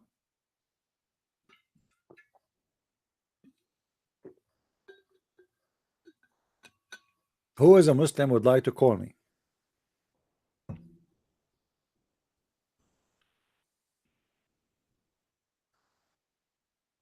Imagine you say that your children's that hey children's, let me tell you something, my friend, my sons, my daughters, one day Allah in the judgment day he will turn all the Muslims white like pearls and all the kuffar black like charcoal. Dad, but we are black. Yes, but in the day of before the day of judgment, Allah will make us all white. Allah, but why Allah will do that? I mean, what's wrong with us being black? Is that bad? If it's not bad in the sight of Allah to be black, why he decide to make the evil one black and the good ones white?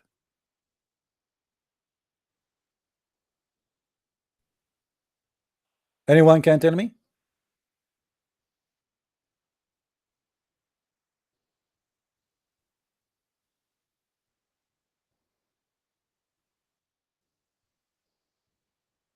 Why Allah he cares so much about the color of the believer and the color of the disbeliever? And why he favor that the one who will be a believer he will be white like pearls? And why he mentioned the name of Adam and the shoulder of Adam and the right shoulder and the left shoulder?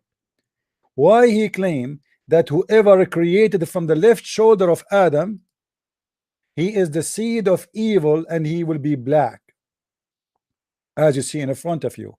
And as you see, the Muslims admit here that this is an authentic hadith.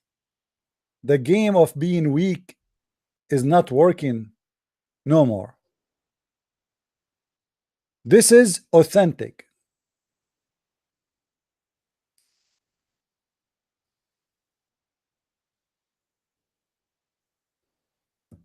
Any Muslim?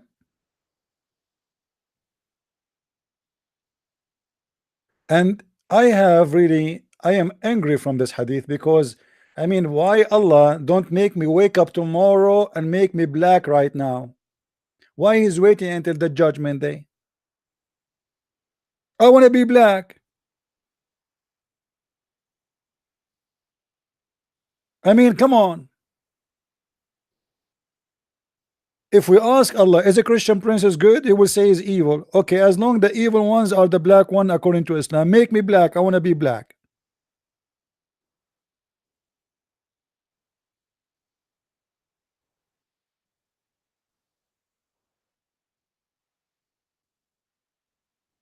Any Abdul?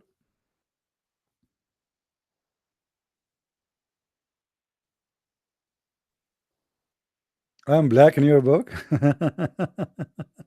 That's good. Uh, you know, first time I went to see Osama Dakdok. You know Osama Dakdok, right? He's from Egypt. So I went. He was in the church, and a lady she welcomed me outside, and I told her I'm here to see Osama. And I entered the room, and Osama he looked at me. You know, he was looking like, who is this guy? And then the second I start talking, he said, CP, this is you? I don't believe you look like this.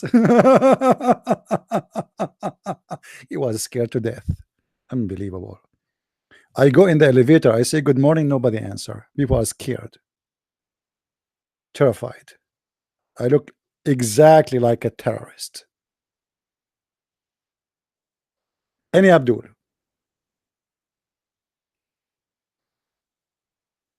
But you know, I have to be honest, I look like a professional terrorist, not anyone.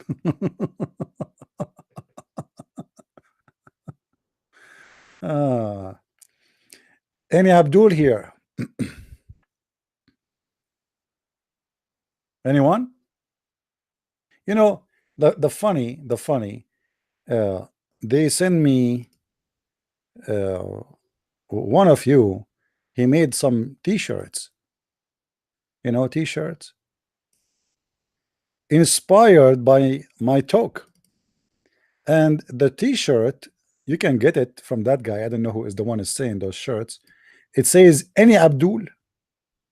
I mean, my statement became so famous to the point we cannot find Abdul, first of all, and because we keep repeating it. When we are going to find the Abdul,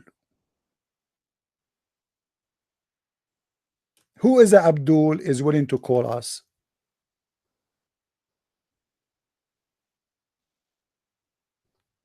Anyone?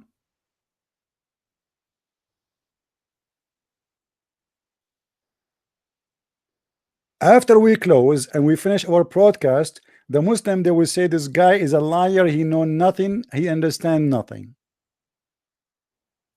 We stay here for hours and hours, keep repeating any. I'm thinking to record like a audio file saying any Abdul in the background.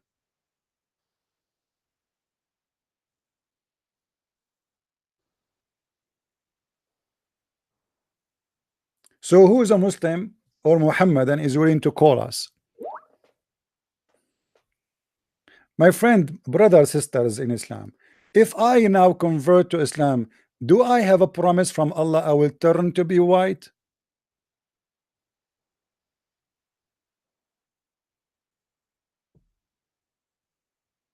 Can you promise me, please?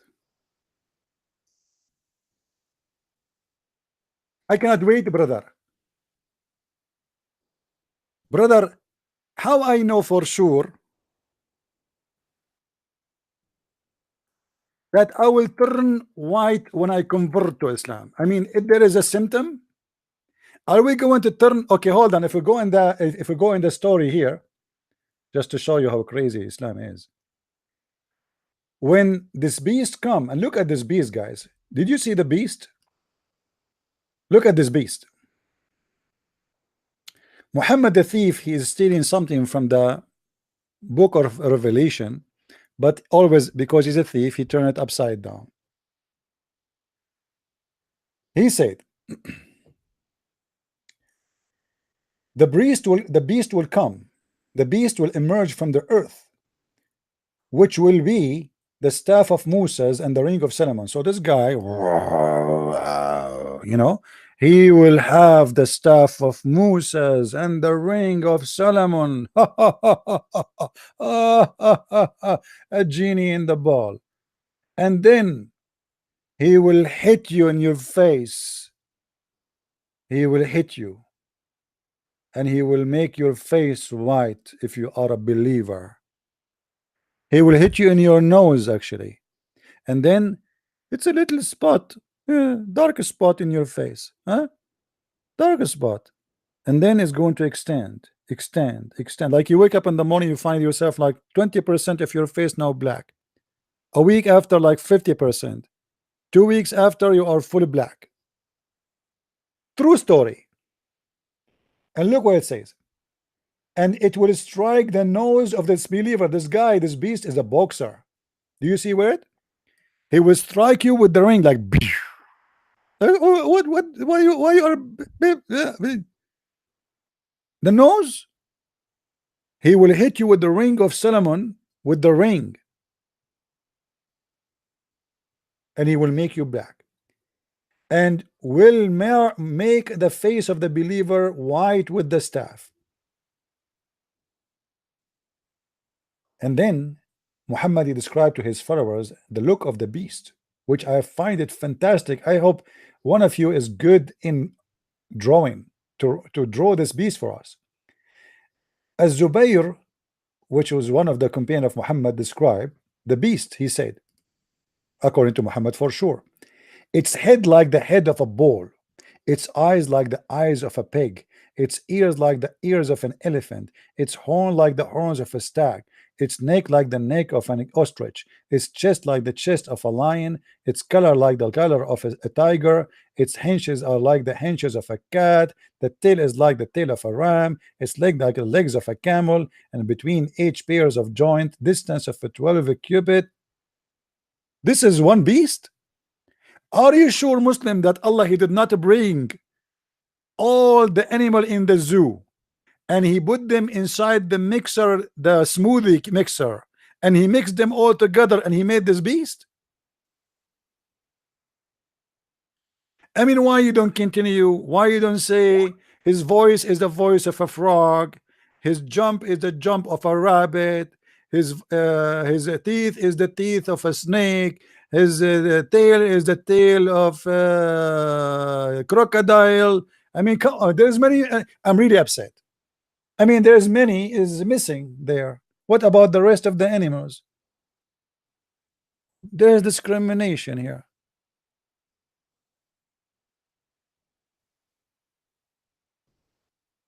Any Abdul?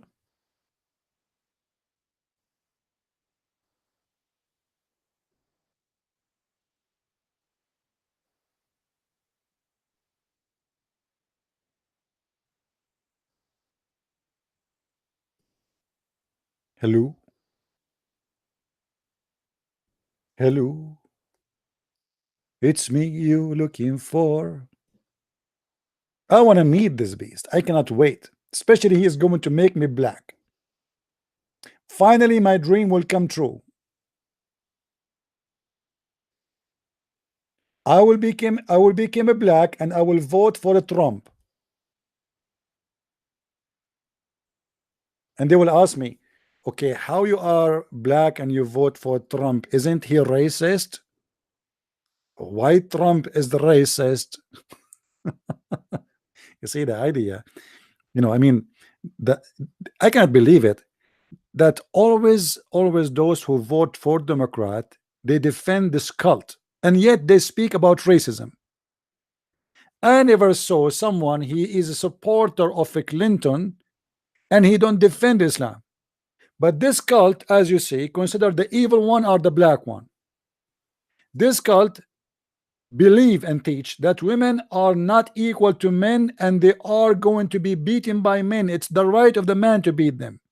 It is the right of the man to own as many as we want of his slaves, to rape them. It is the right of the man to control them and have 4 wives at the same time. Yet those people, they defend this cult.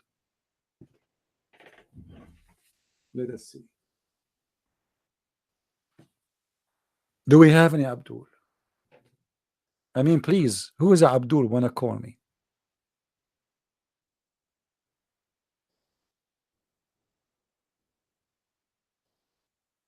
It's not Jam water, it's Zamzam water, not Jam.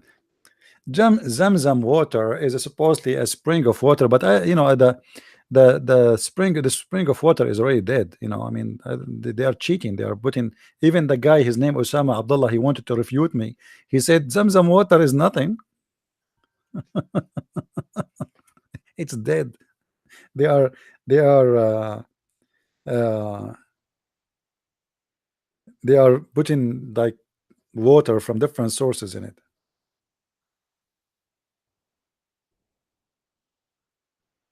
Anyone?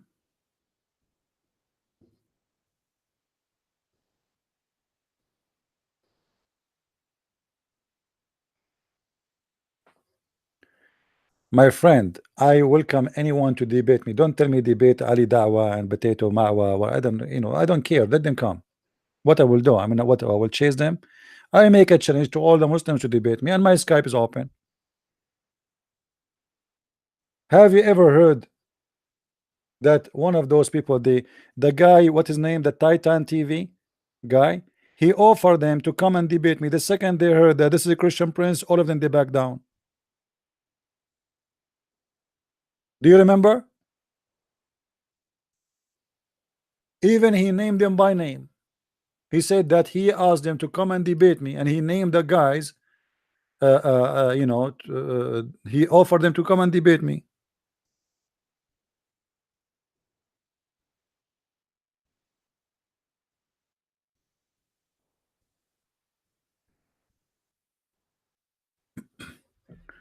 Here we go. This is the video from the Titan TV. Let me show it to you.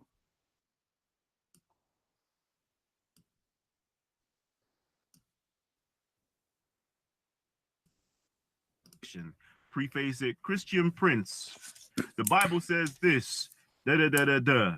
Christian Prince, you said this about the Quran, but da da da da da da da. You know what I mean? Is that that's all you've got to do? Yeah. That's all you got to do. So if you're up for a challenge, okay, come on in. All right, you're already seen. I'm not going to be sending out none of the links to anybody. If you've got my personal contact details, contact me and let me know you want to get onto the show. Otherwise, all you have to do yet again is email me, kalam@live.co.uk. All right, email me. I'm sure we're going to get a hell of a lot of excuses. Oh, but I didn't know how to contact you. Why didn't you send me the link? Well, we all know how you get onto the show, right? We all know all you have to do is email me and I will send you the link straight away. And then a week after, channels that are scared. A week after, the guy he was inviting day and night the Muslims to come and debate, and then nobody show up. I have seven Muslims what I call live, 7, but none of them is of the names he challenged them to come, like the names they claim that they are famous.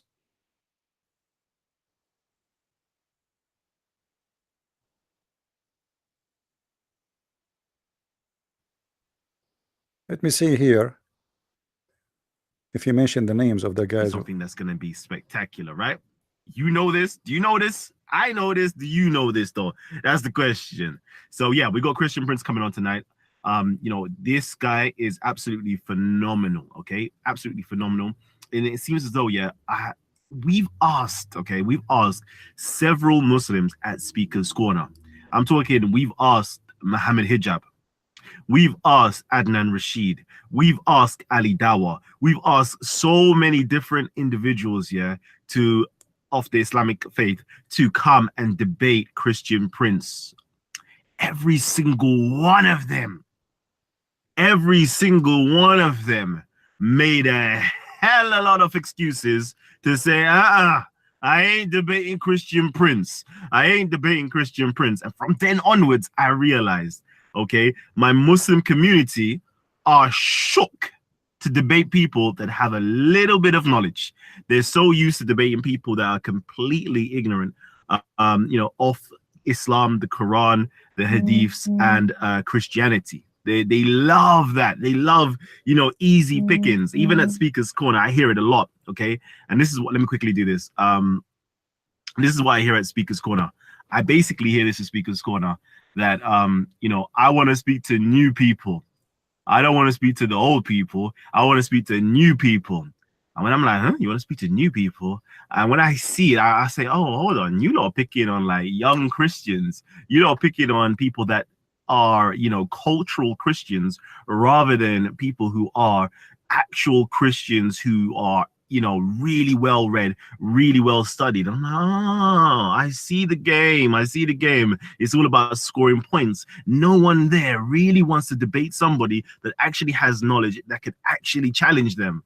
I'm like, oh, interesting. So tonight, I don't know. I doubt it. Okay, I doubt it. 100% doubt it. Yeah, that we're gonna have anybody from the Muslim side come on to simply debate or ask some troubling questions to Christian Prince. Actually, I'm going to invite you guys, okay? Because I know some of you guys are going to be too scared, all right? I know my Muslim audience is going to be a bit too scared, so it's okay. Don't worry. I'm not going to hold that against you, my Sunni Muslim brothers. I'm not going to hold it against you. If you've got any questions for Christian Prince, all you have to do is either email me, kalam@live.co.uk, email me, or you can simply drop your questions inside of the comment section. All right, after this video is finished, all you have to do is drop your questions inside of the comment section. Preface it, Christian Prince, the Bible says this, Christian Prince, you said this about the Quran, but you know what I mean? Is that that's all you've got to do. Yeah. That's all you got to do.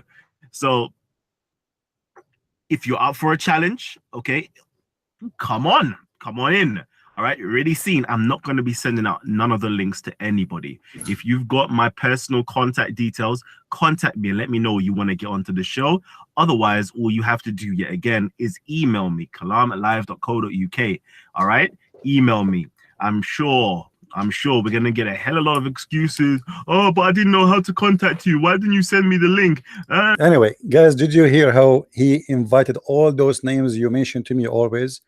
Muhammad Hijab, Da'wa, Potato, Adnan Rashid, all those who they claim that they are people who knows Islam, and yet all of them, they are potatoes who run away. So don't ask me why you don't debate this guy and debate that guy. They will not debate me. They debate only if they knew that there's somebody they can. Let me tell you how it is. Muslims, they go and they look for someone they knew they can make it with him, which means at least he will not hit them in the nose, not physically, I mean, and he will not destroy their fake career. They will choose someone who do not know anything about Islam or little about Islam, and then they will try their muscles with them. But the second they knew that you are a person who can beat them easy, they stay away from you. And this is what this gentleman was speaking of. They choose always naive ones who don't have education, and they don't know much about their belief and the Muslim belief. And the most important is not to know about Islam belief, because the Muslims, if you do not know about Islam, they can accuse you with things it exist in their religion.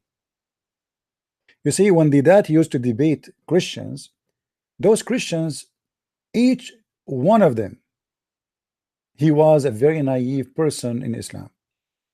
Until one day that he met with Arab Christian, his name is Sharush, and he's Sharush. Sharush, he debated Didat. Didat did not show up for the second debate. They scheduled 2 debates. The second debate, Didat did not show up. He backed down. Because Didat is not used to debate someone who speaks Arabic and someone who knows about Islam. They always debate someone. It was a mistake. They should not do it again. And this is exactly what the Muslims do.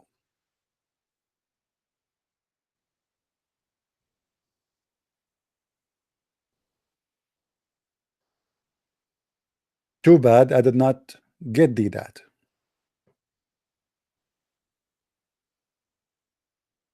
Maybe we will get the next that. And all of them, they are copy paste of each other. Like, you know, Zakir Naik, he start copying that, and then now there's a guy is copying Zakir Naik. All of them, they are copy of each other. But there is somebody is asking a question. Why in the Quran it says that Allah made no miracle? First of all, my friend, the Quran itself is the miracle. And look at me. I am myself, I'm a miracle. I'm trying to grow a beard, and I am struggling with the beard. I put fertilizer, it's not working. I put even Nivea, it's not working. Then I started the Quran, and now mashallah, my beard is growing. All of them, they are copy paste, but nobody knows even what this guy is talking about. When Zakir Naik, he says the reason we don't have a Muslim woman as a prophet because if she bend over, everybody will look at her ass. I mean, there's 20,000 people are listening live, and nobody says to him, shame on you, you idiot. What are you talking about? We don't have a Muslim woman because if we have a Muslim woman, she will bow down and her ass will be in front of our face, and the Muslim will not pray to Allah then. This is what he said. Brother sister, our sister here asking a question. Why in Islam there is no women see the Prophet? First of all, let me confirm to you that in Islam there is no women see the Prophet, and there's a reason for that, and it's very logical, extremely logical and scientifically logical. First of all, if a Muslim woman she become a prophet, then she had to lead the congregation in prayer, and she lead the congregation in prayer. Then that means she have to do and wudud, which means she have to bend over. And if they bend over, the Muslim will be disturbed and they will not be able to pray. What?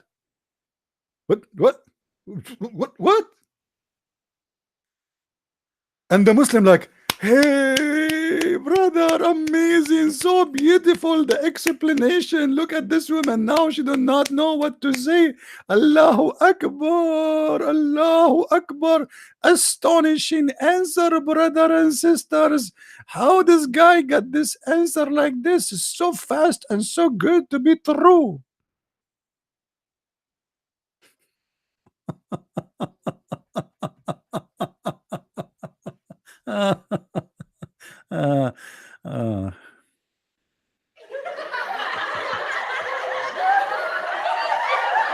True story.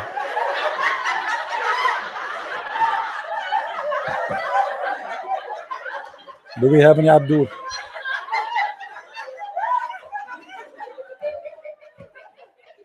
If there is any Abdul,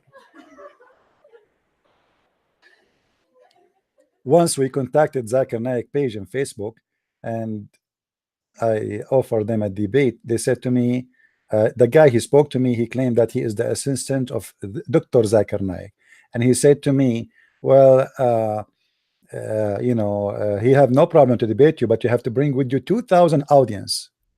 2,000 people need to fly with me.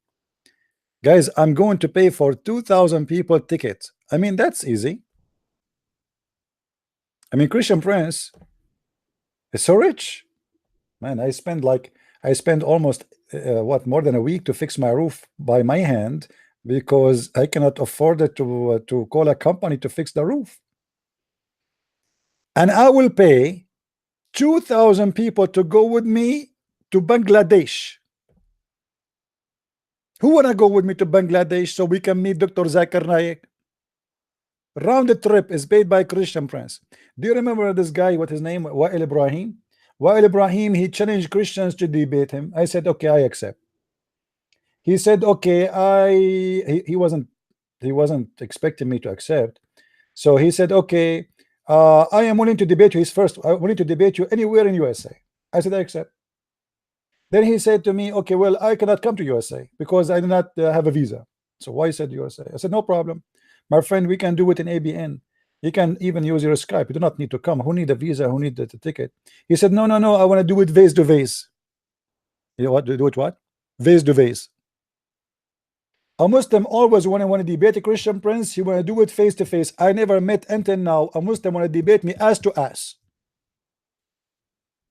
What is face to face have to do with debating me? Are you going to answer me and I will answer you, or you want to see my face? What do you want exactly? Then you that this guy is not going to come to us face to face. So we ask for what he would not do. I mean, so that will make us look better. So if a Christian Prince, he will come to face, we will not ask him for face to face. We will ask him shoulder to shoulder. If a Christian Prince, we do not know how to swim, we ask him to meet in the middle of the ocean. Oh, unbelievable. Any Abdul? Face to face. Christian Prince, why you don't show your face? My friend, I'm ugly. What do you want to do? I mean, what I look like Ahmadinejad in the best in this is after I dress a suit and a tie. What I will do? Why I want to show my face? What do you want from my face? I show you the reference. I show you the answer. What exactly this face thing is?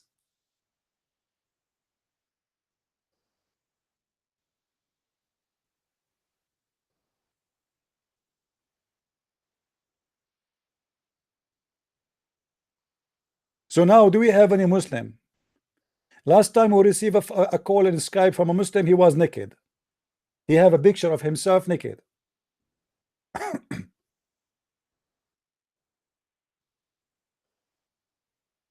Any Abdul?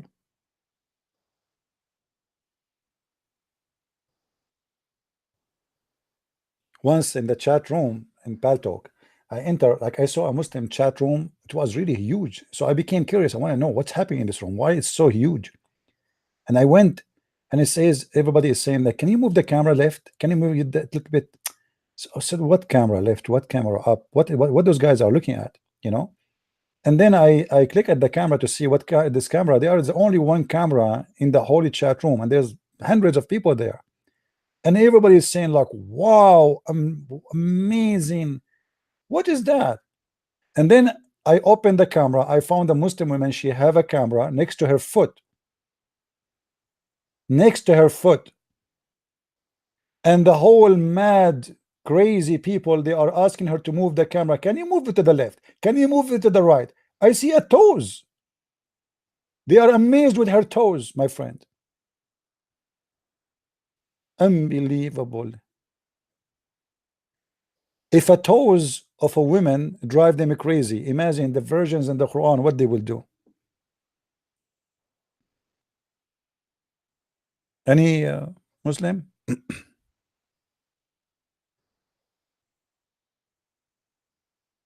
Yeah, actually, you are right. Literally, I'm begging them to come because, and sometimes I feel like a homeless man, like any Abdul, like somebody can any somebody, can you give me something, please?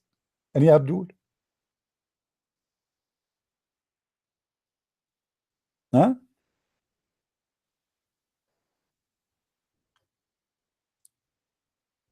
Who is a Muslim would like to call us, please? Okay, we will change the topic if a Muslim call us. Promise. Anyone?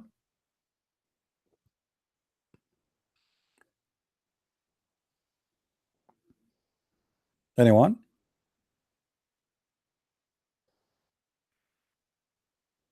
Who is a Muslim want to tell me something good about the Prophet of Allah Muhammad? Anything. I don't want to hear something bad. Anyone? Just something good. Who want to tell us something good? I heard that Muslim used to do charity too. I heard that Muslim Muhammad, he married Aisha as a charity. So because she was a orphan. I mean, this is the most funny joke ever. Aisha, she was an orphan. So who is Abu Bakr, who became a caliphate after Muhammad? She's an orphan and her father became a caliphate after Muhammad died. Brother, do you know that the Prophet, he married Aisha because she was orphan? What? The Prophet, he married Aisha because she was orphan? And hold on. Are you saying to me if I see an orphan, which means a child who have no parents, I should have sex with the orphan in order to give her a sandwich? Actually, this is what the Quran says. The Quran says, go and do nukah. Start with the orphan. Orphan? How you do nukah to the orphan? You have sex with the orphan? Yes, brother, this is a charity. What do you mean charity? A charity is to rape a little child is an orphan?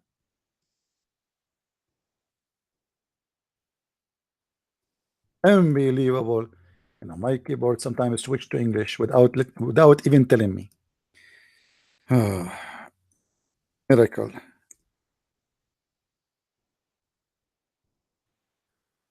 All right.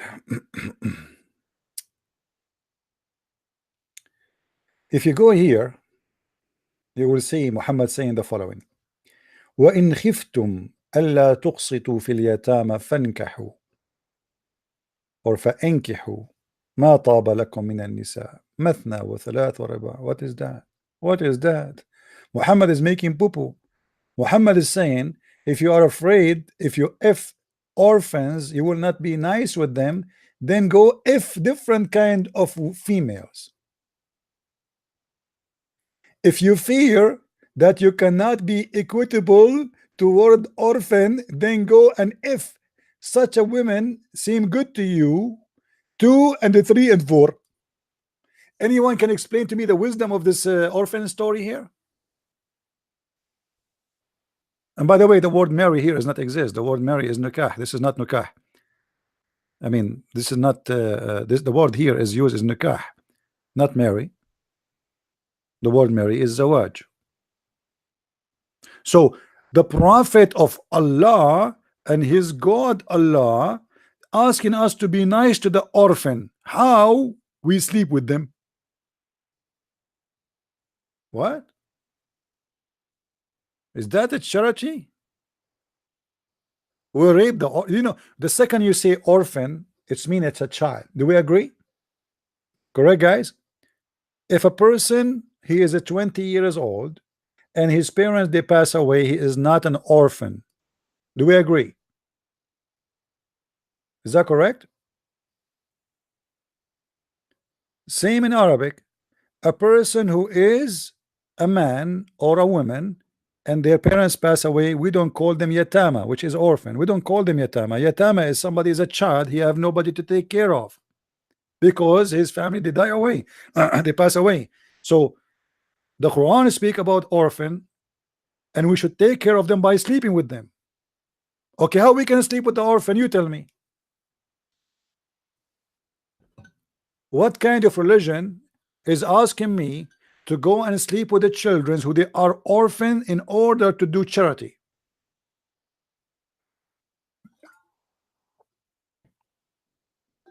Any Abdul?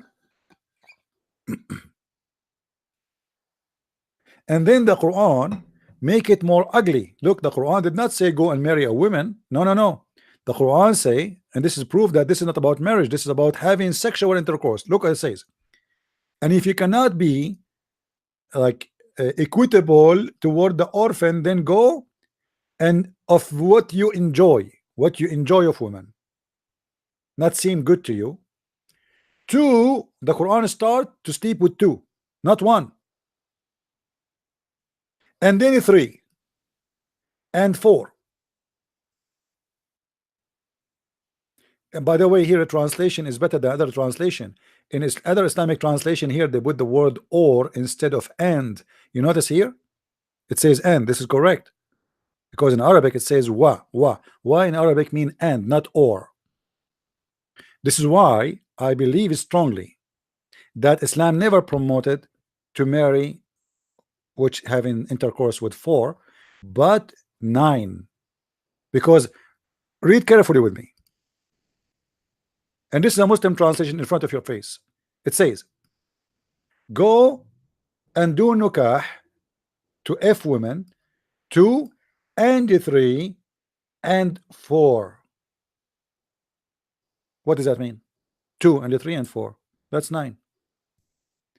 If you ask the Muslims how many the Prophet he have women together, they said 9. Many of them they agree with 9. The Caliphate they say 9 together. 9. The early Islam they used to have 9 women, not 4. But because Muslims, there's a huge difference between Muslim today and Islam before, they are disconnected. Many things Muslims do not know today. I mean, they are just guessing because Islam does not have really a good documentation, let us say. If we say what is even the scripts of the Quran the Muslims they have 0 script or manuscript. If you remember 2 years ago they found a piece of leather in England university, I forgot which Birmingham, something like this. They found, suppose it was called historic manuscript, which is a piece of leather goes even to the before the time of Muhammad, and then it's written Quran on it, and the Muslim they were so excited for that discovery. Just one piece of leather, and even that piece of leather does not match with the Quran today. Why? Because they have nothing. They have no Quran, they have no book. Like the Muslim now, the Quran we are reading, they say this is the Quran of Uthman, but they don't have the Quran of Uthman. Nobody have the Quran of Uthman. All the Islamic sources is not exist. As an example, they say to you Sahih Bukhari. What is the most authentic hadith of Islam? Sahih Bukhari. What is second? Sahih Muslim. Okay, do you have original copy for Sahih Bukhari? No, nobody have it. So what do you have? They have books written by people saying, claiming that this is what they learned from Sahih al-Bukhari. Same as the Quran. If you have a Quran in Arabic, if any of you speak Arabic, let me get my Quran, hold on.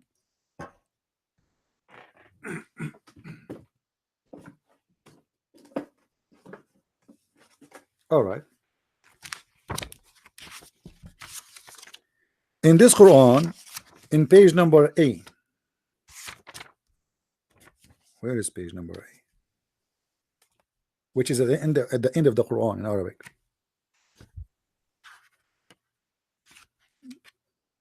Page A. All right, here we go. كتب هذا المصحف وضبط على ما يوافق رواية حفص بن سليمان بن المغيرة الأسدي الكوفي لقراءة عاصم ابن أبي النجود الكوفي التابعي عن أبي عبد الرحمن عبد الله بن سلمى blah blah blah blah blah blah blah blah blah blah. Let me translate. This Mus'haf, not Quran. This is Mus'haf. You know what Mus'haf mean? Pages. This is not a book. This is pages. Written according to the recitation, riwayah, the tale, not the book. There's no book. The recitation of Hafs, the son of Sulaiman ibn al-Mughira al-Asadi al-Kufi, according to Asim ibn Abi Nujud, according to Abi Abdul Rahman Abdullah ibn Habib al-Sulma, according to Uthman ibn Affan, according to Ali ibn Abi Talib, according to Yazid ibn Thabit, according to Abi ibn Ka'b, according to the Prophet. What the heck? All of this is recitation according to, but there's no book. You see, this is how you discover. Yeah, I can give you a screenshot. Actually, I posted before. Hold on.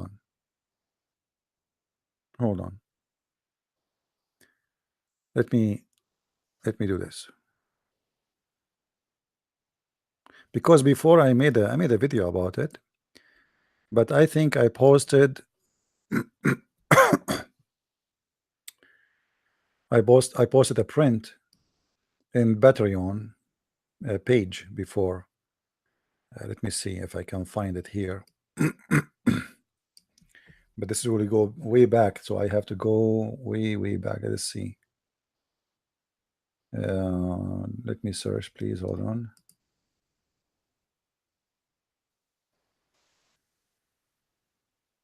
I will try to find you that image I posted.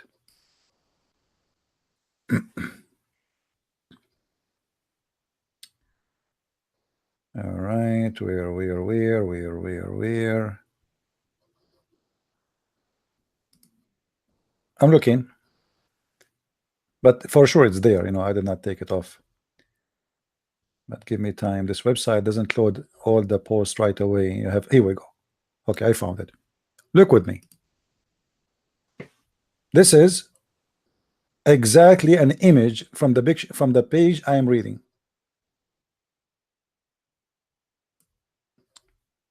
Is it clear?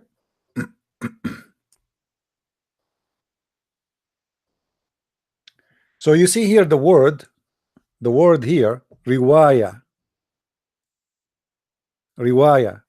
Like one of you, he says, what is the proof that Muslims don't have the Quran? My friend, even in the Quran they have, it says this is the recitation, the tale, recitation, riwaya. You see the word here? Let me make it in blue. Hold on.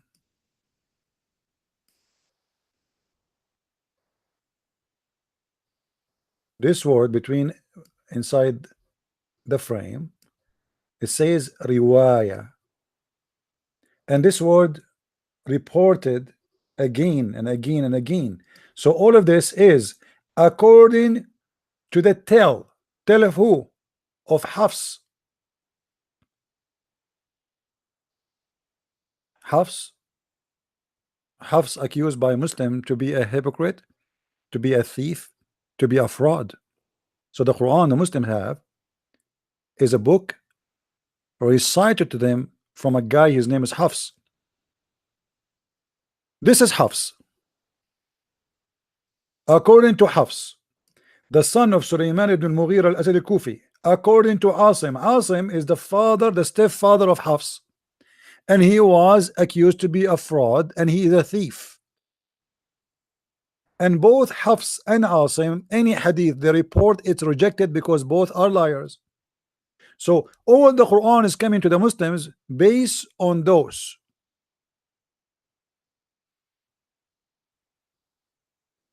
And then if we ask the Muslims which year was Hafs, they will say about 200 years after Muhammad. Where is the book of Hafs? Nobody have it. It's recitation. Don't you understand? Why we need a recitation of Hafs if we have a book? Because simply there's no book. Are you getting the point?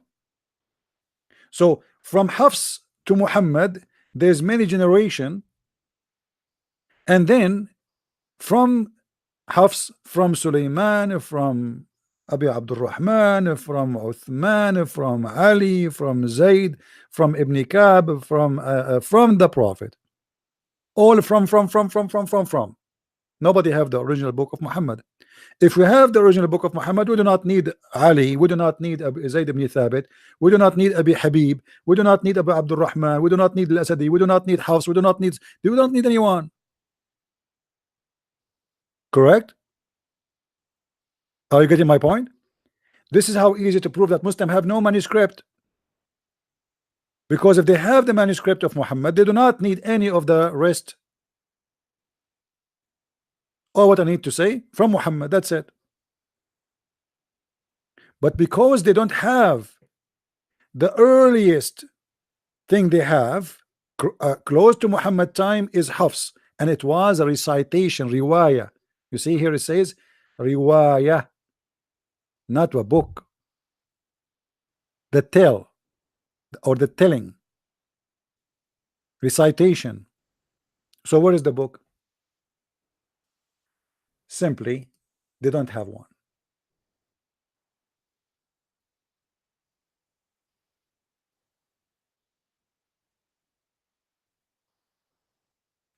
Do we have any Abdul?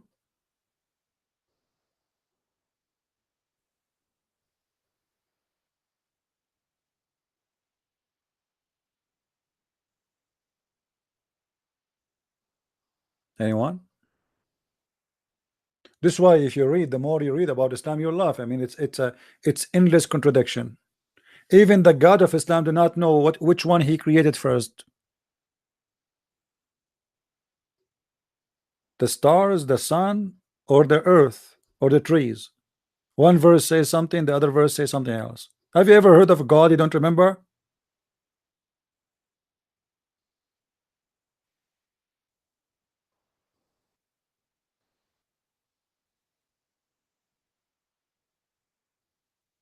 What kind of God is God? And the Muslims, this is why I say it's very important for you to know Islam before you debate Muslims. This is the mistake many Christians they do.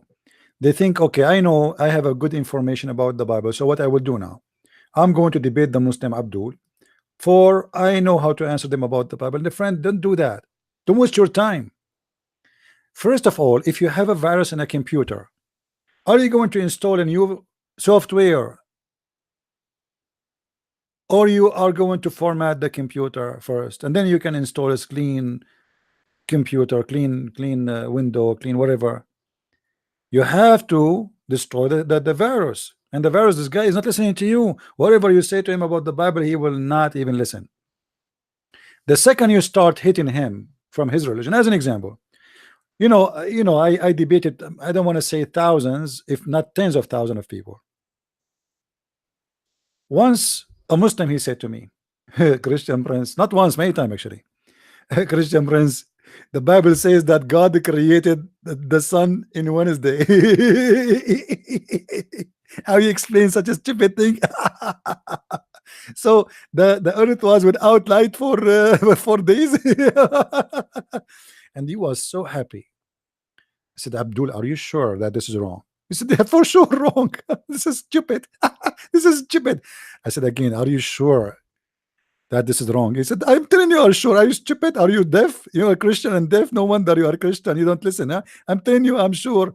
And I said, are you sure you are right? He said, what's wrong with you? Keep saying to me, I'm sure. For sure, ask anyone. This is very stupid. This is only crazy, donkey crazy people will say that. And I said, okay, hold on. Hold on.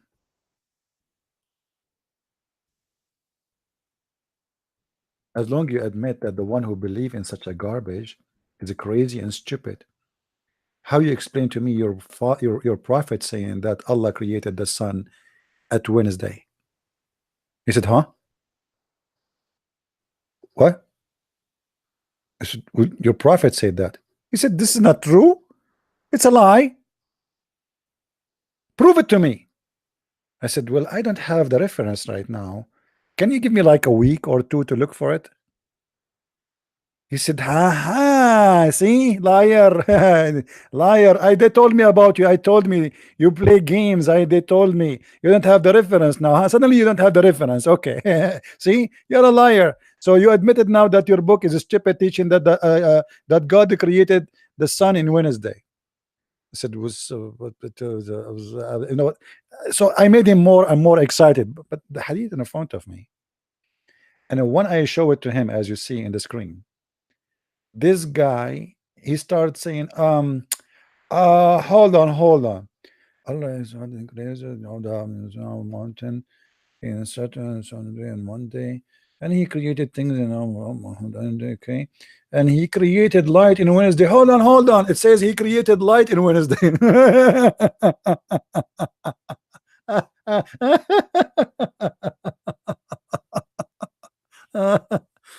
I said, Abdul, so Allah created light in Wednesday.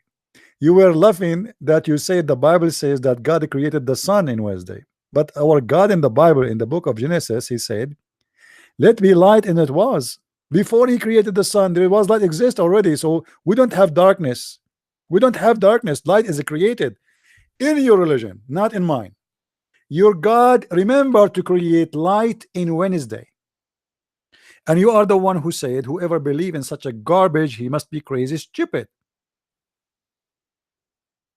Do you see why I say it's very important to know Islam? Most of the accusation that was accusing the Christian with, it was something the Muslims believe in. But because that is a donkey, and the other guy who is a Christian, he is ignorant in Islam, so that he was able to, look like he knew what he's talking about. You know what I mean? As an example, that he said to a Christian minister in his debate, not a single Jew believe that God have a son. The Trinity of the fabrication of the Christian. What? Not a single Jew believe that God have a son? The other guy, because he do not know Islam, he start answering him based on the Bible. But in fact, if he knew Islam, he could shut up this man, expose him actually, and make him look like really a fool. And actually, not only a fool, even the Muslims will go against him big deal, because he just proved Islam to be false. Because the Quran says and witness that the Jews, they worship a man, his name is Uzair, and they say he is a son of God. So what do you mean not a single Jew? He said to him, if you search the whole Old Testament, you will not find nowhere the Jews believe that God have a son. He's talking about who? About the Jews and the Old Testament, the book which Muslims accused to be corrupt. But the Quran chapter 9 verse number 30 says that the Jews believe that God have a son, his name is Uzair, and the Christian believe that God have a son, his name is the Messiah.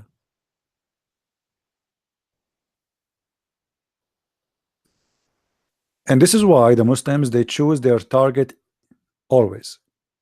Someone he don't know much, someone is young, someone he have no knowledge, someone don't have education.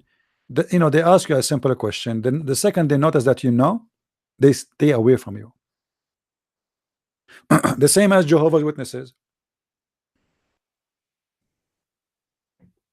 The same as the second they knew that you are a person who have knowledge, they run away. The second they knew that you are an idiot who have no knowledge, they will stuck like a glue on you.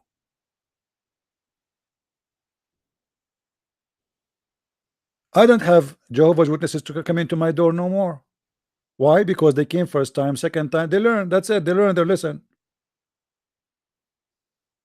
Once I got Jehovah's Witnesses, the first day I got 2. The second day they brought 1 with them, and then they decide to leave Jehovah's Witnesses. The third guy, he refused to he was so angry from them. It took me 2 days, 2 meetings. They never come to my door unless it's like they don't know, like they are new in the area.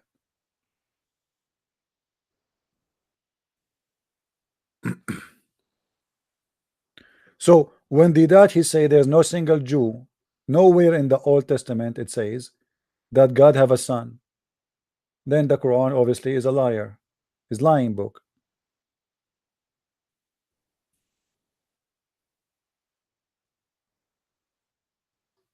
Do we have any Abdul wanna call us? Mayday, Mayday.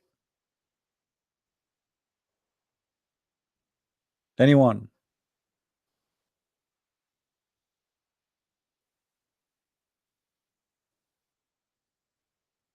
And you know, Jehovah's Witnesses, when they see me right away, they think I'm a Muslim.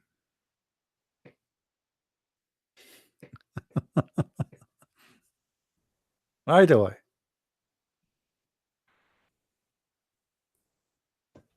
Oh boy.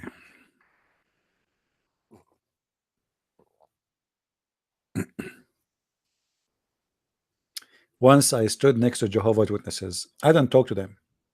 But each time a guy he stand to, you know, like they ask him to talk to him and he start talking to them, I get closer and I start talking. Trying to save the victims, you know. And then they did it first time, second time, third time. I'm there. I'm not going to leave, you know. I was waiting for the bus anyway.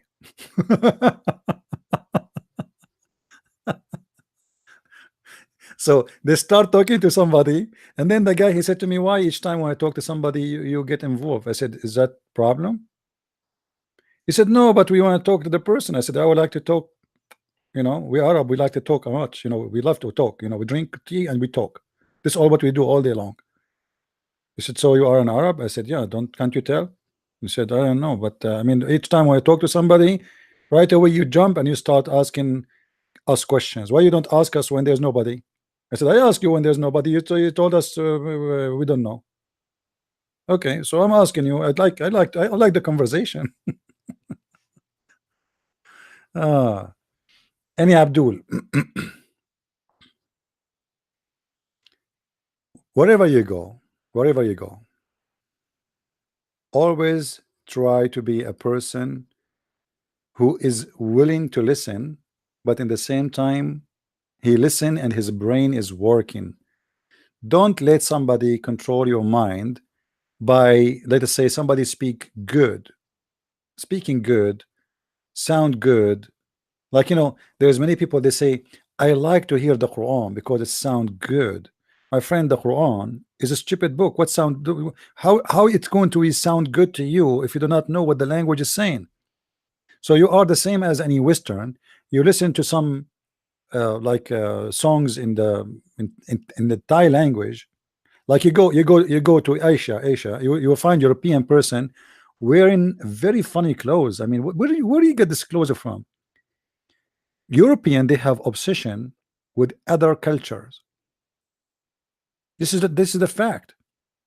So when European he go to Thailand, suddenly he's a Thai. You know, I went to temple, Buddha temple, and I found a man. He looked like European, so I was wondering what this guy is doing here, and he's wearing a Buddha monk clothes. So I start talking to him, and he starts saying to me, "Well, I like Buddhism because it's not like Christianity." He said to me like that. He said that to me. He didn't know he's talking to who. I said, "So why? What? Like why? Why supposedly what not like Christianity? What Buddhism is teaching you?" He said a lot of better things. I said, "Okay, where are you right now? Where you live? Are you here visiting or you are?" He said, "I live in Thailand." I said, "Okay, you live in Thailand. Why the Buddha monks don't stand to protect women in Thailand? Why in Thailand, the country of Buddhism, prostitution is all over? I mean, it's mad." I saw, there's a video on YouTube, you can watch it too. I saw a monk walking next to a bunch of girls beating the hell of a girl alone, and the monkey was just watching, standing there as if he don't care. What Buddhism is teaching you, my friend? Why it's better than Christianity?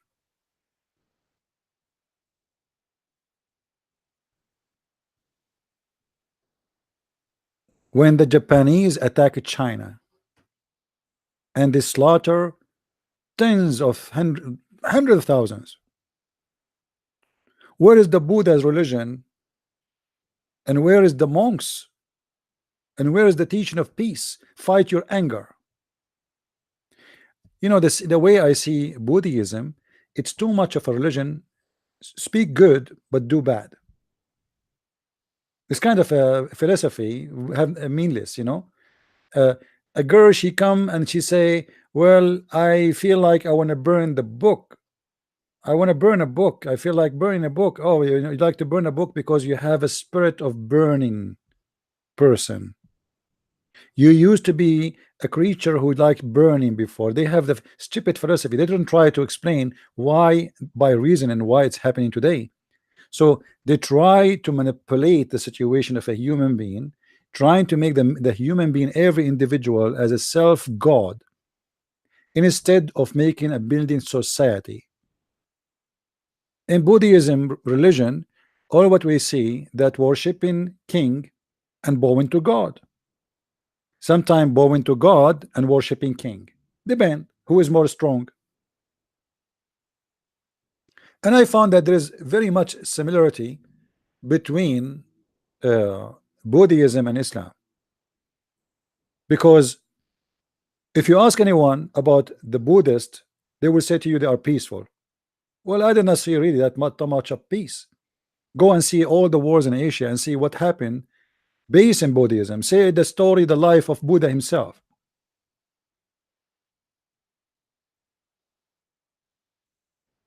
Any belief, regardless if you think it's a cult or it's a true belief, if it is have two stand, one stand is just, let us say, speech stand, a moral, but it's not in the ground.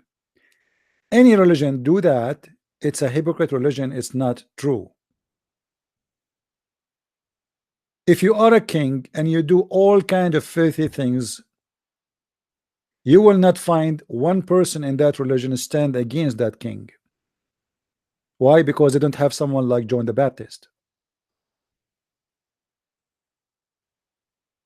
They separate their morality, depend they are talking to who.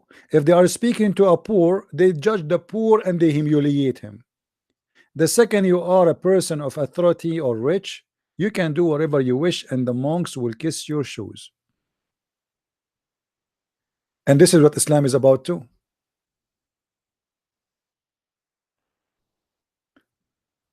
You listen to Muslims, you think Islam is a religion, teach charity, love, peace, but the second you go inside, you will find that this is the opposite. You see, there is people who like to make their grave look so good, thinking that if they make the grave look good, it's not going to be grave no more. You're wrong. It's a grave. And this is what those religions try to do. They try to make it look nice from outside. Oh, we are people who dress white, we pray 5 times a day. But then, okay, what is your prayer? Your prayer is cursing others. Your prayer is a prayer of hate. Oh, we Muslims, we know we've been taught love and justice. Okay, but you say that we can go and kill someone don't believe in Islam and take his wife because this is justice. We can go and rape the woman who is not a Muslim because this is justice. We can force you to pay jizya as a penalty and this is justice. If a Muslim kill non-Muslims, the penalty of killing non-Muslim is half the price of killing a Muslim. So they speak too much about good, but what they say is not what they do. And I see that the same exactly happen in Buddhism. They speak too much about philosophy, but what they do is totally different from what the philosophy stand for. How a culture can be so polluted to the point we have country full of monks, but yet is full of prostitutes. I mean, there's two amazing businesses as of they are flourishing in the same time: monks, Buddha monks, and prostitution. Where is the monks? What is the job of the monks in this country exactly? To ring a bell? To pray to Buddha? Where is the one who will help the poor? I mean, obviously those women, they are going into the prostitution because there is somebody driving them there. Where are you? Why you don't stand against it? I never heard anywhere any Buddha monk teaching against prostitution, standing against it. Same as in Islam. Actually, Islam promotes prostitution legally, officially in the Quran. But Islam make prostitution only something you can use women who they are slaves to you to work as a prostitute.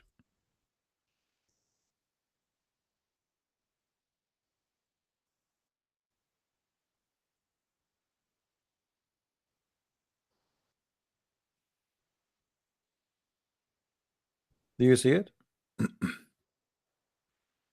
Force not your slaves into prostitution if they desire not to do so. But if you force them, Allah is all merciful.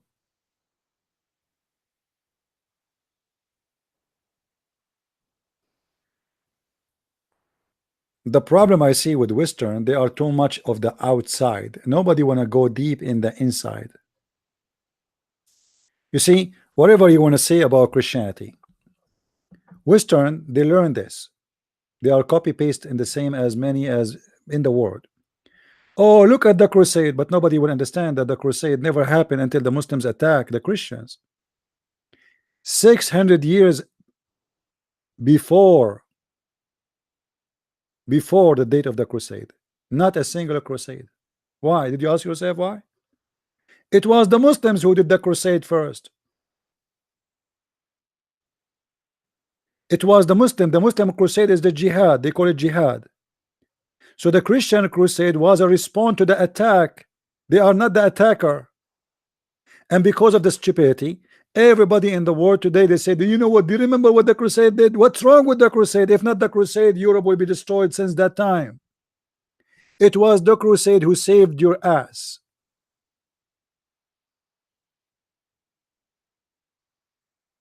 If not the crusade, all of you will be slaves of the Arab by now. Me, myself, I will be owning like 2,000 of you. As an Arab coming to Europe, what you can do about it?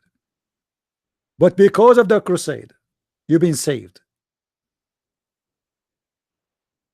The crusade did not send a letter to Muhammad saying, convert to Christianity or we will kill you. And the same lie repeated all over. Like the Spanish, they occupy America and they force people into Christianity. That is a big fat lie. The one who spread the Christianity, it was monks, missionaries, not men with swords.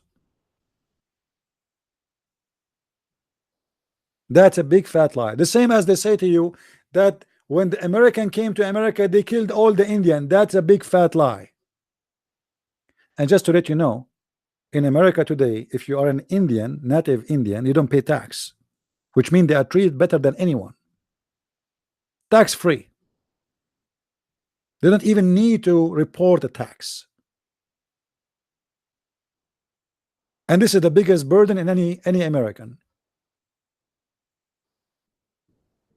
In the Middle East, the Muslims, they took our land. They occupy Egypt, they occupy Morocco, they occupy Tunisia, they occupy Libya, they occupy Syria, they occupy Iraq, and now the citizen of those countries, if they are not Muslims, they have to pay jizya. They are not even considered a citizen.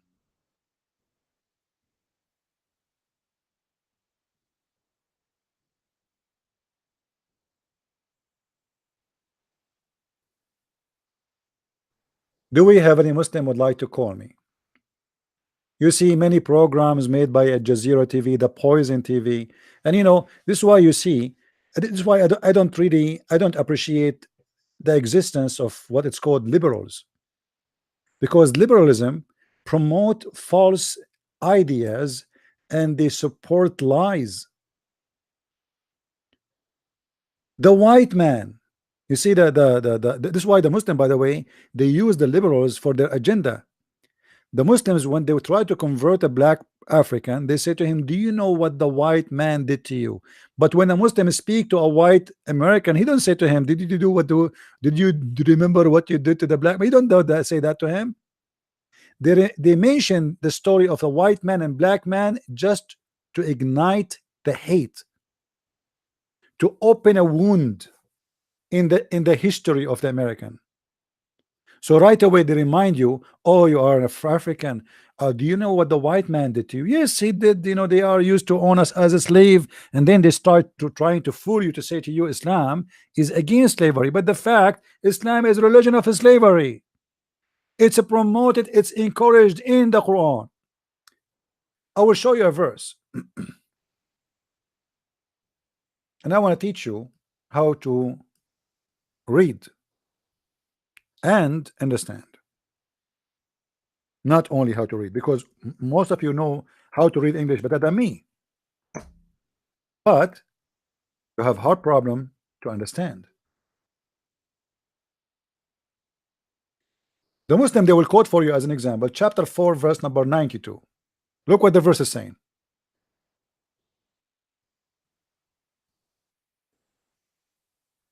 If a Muslim, he commits sin, as an example here, killing, never should a believer kill a believer. Islam teach morality. A believer should not kill a believer, but you can kill an unbeliever. You remember what I was saying just 5 minutes ago? They make speeches about good supposedly, but their good is evil. I mean, what kind of cult it teach? A believer should not kill a believer. Obviously, by saying that, you are saying we can kill non-believers, right? Do you agree, guys? It's like saying a white man should not kill a white man. That's mean you are saying that you can kill non-white. Correct? Or if you say a black man should not kill a black man, as if you are saying, okay, we can kill anyone is not a black. This is evil. And then he continues saying, but if it so happened by mistake, the only way is allowed to happen is by mistake. Otherwise, you will be punished. Okay? And one soul kills a believer, it's ordained that he should free a believing slave. Like, hold on. The Muslim, they use this to say to you, see, Islam is against slavery. Correct? But anyone notice here what happened? I want to see who of you really he got it. What is the point of a freeing a slave? Somebody tell me. Is that a good? Is that something good? Or Islam promoting something good? Or this is something evil?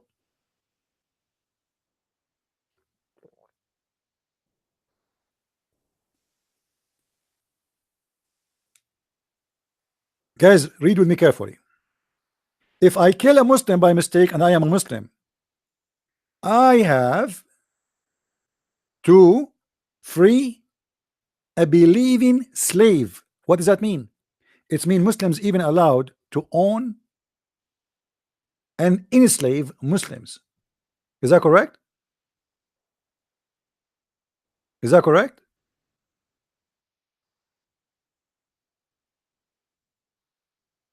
In the top of that, it's a penalty, not a charity. It's a penalty for the killer, so he will not kill. You see, Muhammad is not saying a free slave anyway. It is a penalty. And because the Muslims, they love to own slaves, so now Muhammad, he knew, in order not to kill each other, okay, we will make them say and agree or force them to free a slave if they kill somebody by mistake. So be careful. Don't kill a slave. Don't call a free man. If you do, we are going to force you to free a slave. But the second you free a slave, the Muslim, he need a slave. So what he do? He go and buy another slave. It's not like it's going to be empty vacancies and no more slavery. This will do good in Islam either way, because Islam is a religion of slavery. So now we force him as a penalty, not as a reward. And there's a huge difference. Why Muhammad don't say free? Why you own slaves anyway? And Muhammad himself, he owns slaves.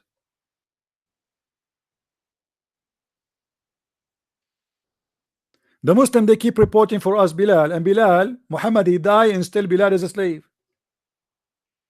So freeing a slave, when the Muslim, they quote for you those verses, remind the Muslim this was a penalty to the person who commit the crime, not a reward for the slave. Is that correct? Do you understand? There's a huge difference between making it as a reward or penalty. Now, who is the one here is rewarded? No one. The slave is a penalty himself. Freeing the slave never been about freeing a slave. It's about a penalty to the one who commit the crime. So when the Muslim, they quote this for you, show them that this is evil, this is not good. What kind of religion saying such a thing? Two evil things here we learn. That we are going to buy more slaves because we've been forced to free a slave, and we cannot kill a believer, but we can kill non-believer.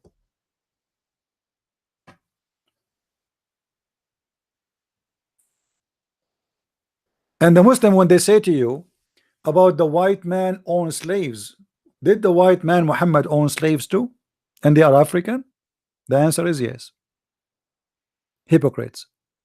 So why they are mentioning to you as an African the white man owning slaves? Who is the one who captured your grandfather? Do you know? All the African who they are in America or in Europe, their grandfather, they were captured by the Arab, or what they call themselves Arab in North Africa, specifically the Muslims.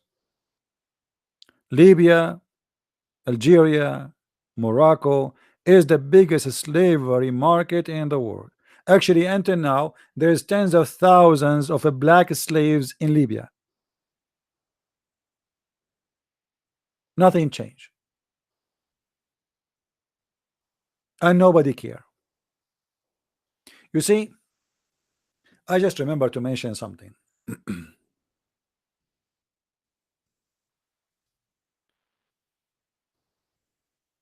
Let me find it.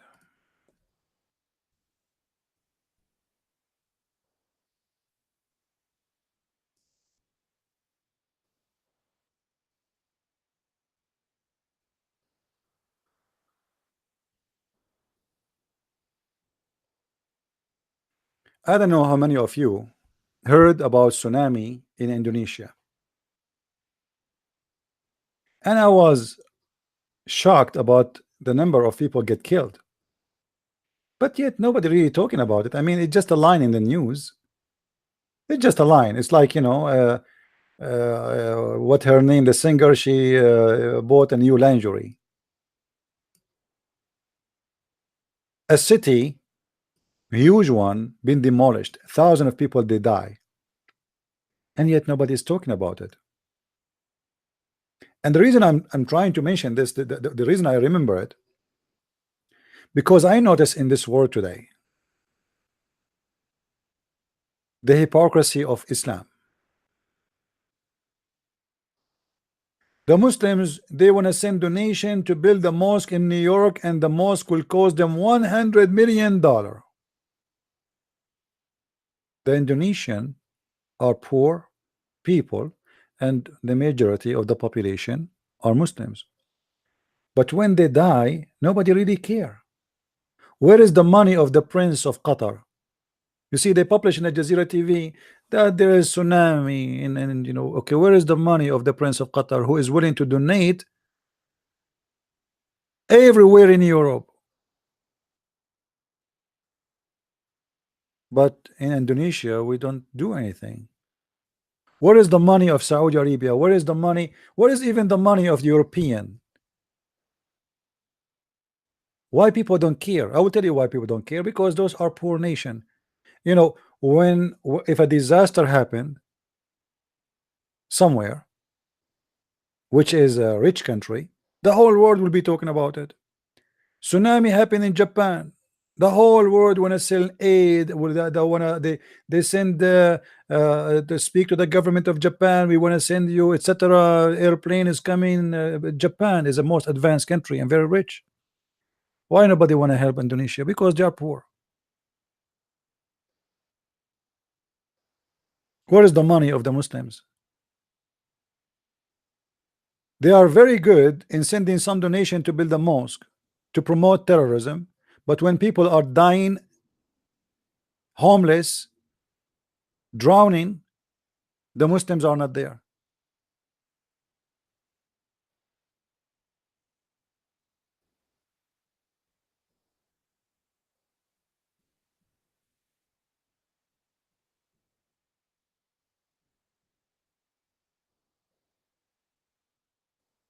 If you see those pictures, I mean, it's really crazy.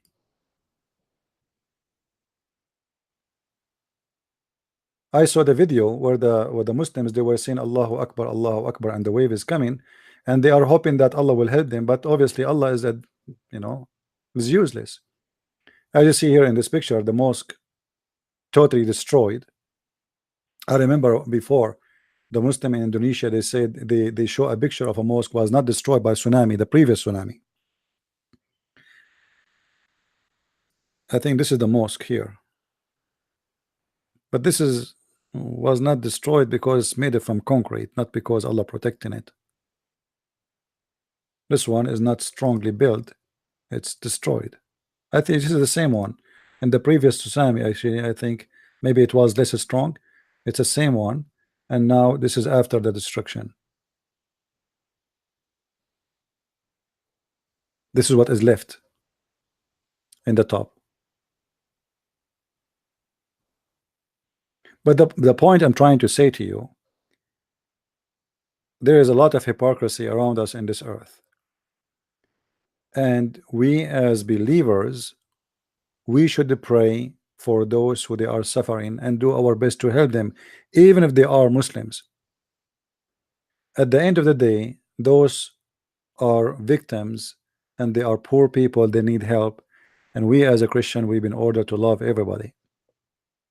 And really, I felt sad for the Indonesian people when I saw this this disaster happen. Even I know that, okay, the majority of the city is Muslim, so what? I mean, I will be sad for every one of them the same I will be sad for any Christian. Happiness will be in heaven of God for one person is saved. So imagine we hear a news about a city is destroyed.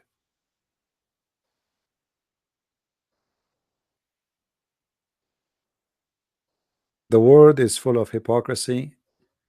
When Kuwait need help, Kuwait is the most rich people in country in the world because of the oil.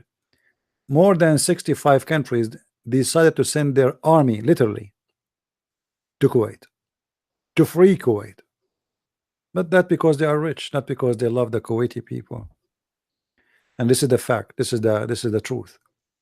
When you are coming from a nation which is your land have a lot of resource, uranium, gold, silver, oil, you name it, everybody would love to help you.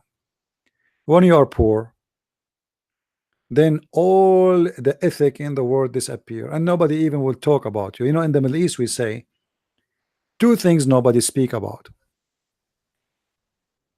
a pimp who is rich, nobody speak about his honor, and a poor who die, nobody speak about his funeral.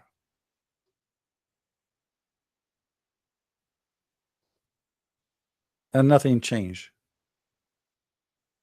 People want to remember only what they think is good to remember. An artist, a singer, she decided to vote Democrat. The news is all over. Who care if this artist, I mean, why it's a big deal if this artist wanna, she have 120 million followers on Twitter. I mean, why even an artist, a singer, she have 120 million follower? I mean, don't you see there's something wrong in the mind of a human being?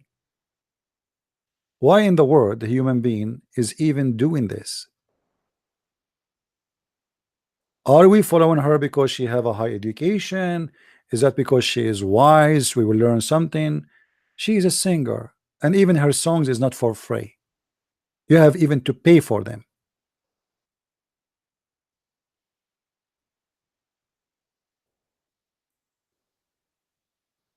The media is full of stupid news, but tens of thousands of people dying, nobody care. Who is going to watch? You know, this is the nature of a human being. You know, you say to somebody, there is somebody is sick, we want to go and help him, and say to other person or the same person, there is party, we want to go. You want to go? And see which one he would like to go.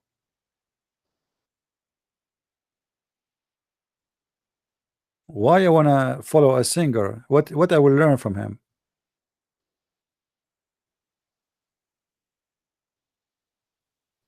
As we speak today, Trump, he was meeting with the you know, rap music, rap singer, whatever, I don't know his name.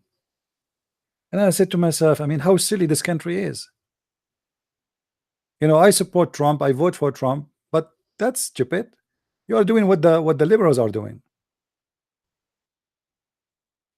Hillary Clinton, she started asking singers, naked women, to vote for her and to speak about voting for Clinton. And now you are doing the same. I mean, why? Are we really going to vote to Trump because of a rap guy?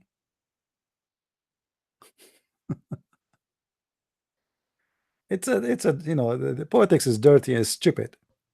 And but this is telling you that Western countries is the same as many countries. They are suffering from the same issue, which is the lack of education. Citizens are not really educated.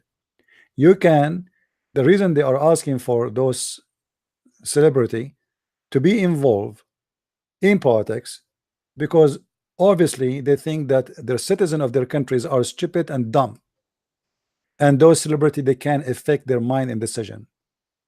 So I'm going to call a belly dancer, so she will ask you to donate for Christian Prince or to vote for Christian Prince. You will not help this guy or vote for him because you are convinced that he deserve the help. No, but because a celebrity wearing half-inch skirt saying, I'm going to vote for this guy, and because she will vote for this guy, you will vote for this guy. This is an insult. This is an insult to anyone have a brain. I do not need a celebrity person to tell me what to do. Most of them, even, they are bad people.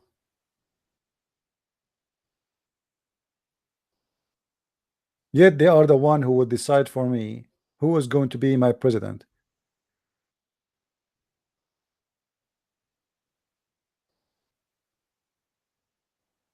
Each time there is an election in USA, you will find 10 of actors are involved in attacking, especially usually they attack a Democrat, because most of the actors, 99% of them, they are excuse me, liberals, and they are exist in two big cities, which is either New York or in California, in Hollywood. All of them, they are liberals. And then suddenly they start making fun of you if you are teaching people good ethic. A woman, she is a virgin and she is 20, she is the joke of her friends, and those TV stations, they will make fun of her. That is their ethic. If you are a person who preferred not to be gay, they will say you are hate, you know, person who teach hate. If you are a person who say I don't like Obama, they will accuse you right away that you hate black people. They always have a frame to frame you inside. It doesn't matter what you do the second you don't agree with them. And not only that, they teach violence, the same as Islam. This is why I see Democrat or liberals, they are the same. They are the left-minded people. You know, They are in bed with Islam. They teach violence. They do violence. Trump, he won the election. They start burning cars, smashing windows, attacking stores, attacking people in the street. I mean, Trump, he won. We don't see the one who you accused them to be racist, who you accused them to be savage. They did not attack anyone, and they did not burn cars.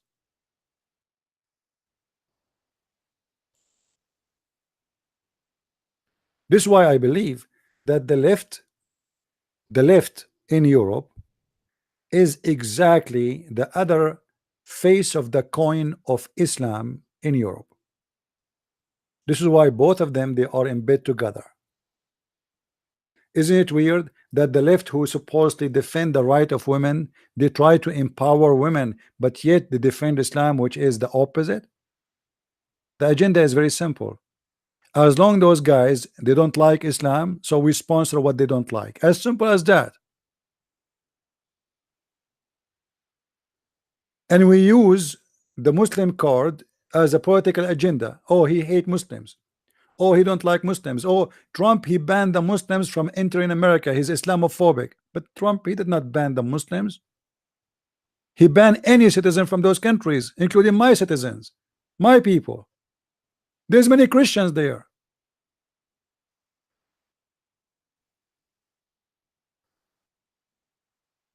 He did not ban the Muslims, and the same order signed by Obama.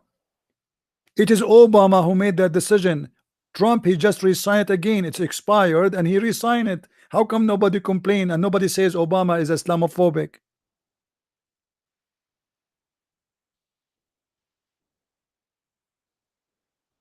I don't know how many Americans are watching and listening today. We have an election in this coming November 6th. Please don't hesitate to go and vote. And me myself, I will be early morning in that day to do my vote. The left truly are evil. They are teaching people even to go and stand in the face of people who don't believe in what they believe, to use violence, to attack people.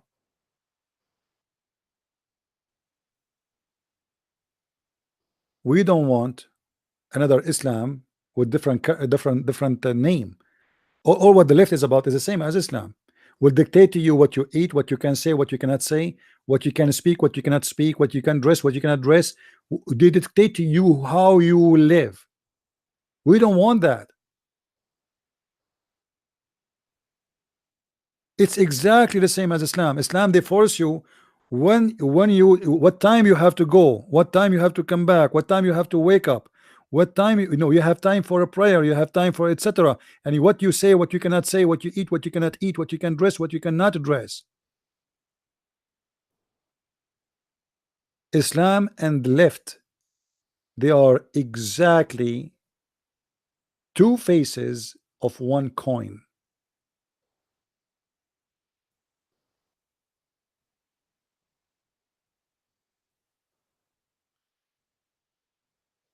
You have to say you like gays, otherwise they will accuse you of hate. You have to say that it's okay, to teach your children to be gays. You have to say, okay, I don't believe in this. No, you cannot. You have to believe in this. I mean, so what you say, we live in a free country? No, you don't live in a free country. You live in a country of left-minded people, and they choose the right name, the left.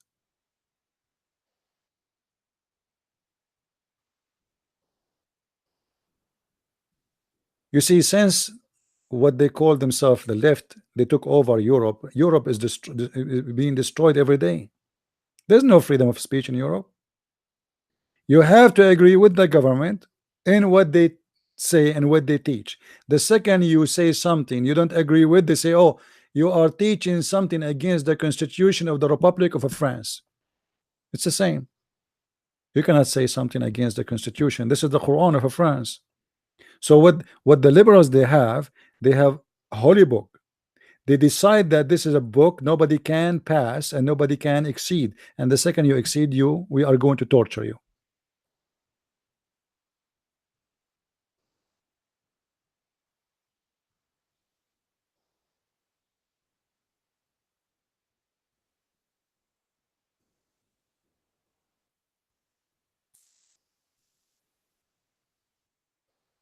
I think the left or the liberals are kind of a curse on America and on Europe for the abandoning God for long. And the curse symptoms increase more you stay away from God, and they are going to be more harmful, depend on how good you are to God and how you see.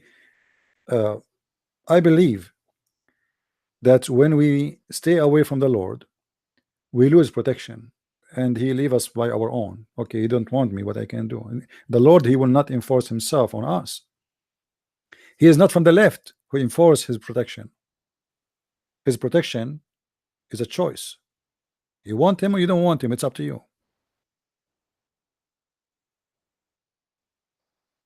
And I believe that the Lord here help us when this man Trump, he was elected. He is not a man of God, but yet he destroyed their plan to take over.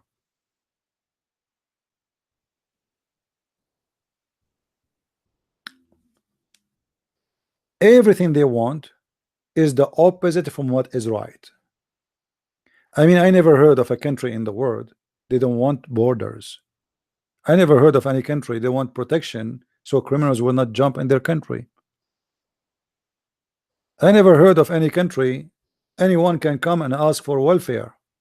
I mean, this is stupid. It's even they don't even. But what they care for, my friend, is just how to win the election. They don't care if the country go bankrupt. They don't care if this country became the same as Venezuela. Look what the socialists did to Venezuela. Venezuela is a rich country. It's not a poor country. Is one of the richest country by the oil alone is amazing.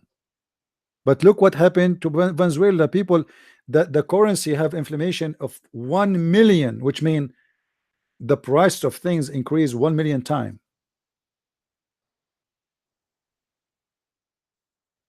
Why? Because it's run by socialists.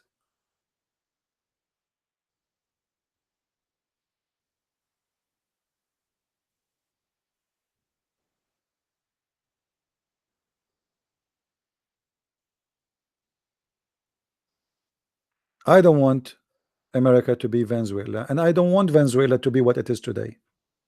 I pray for this country to finish with the socialist and people they go to live as before.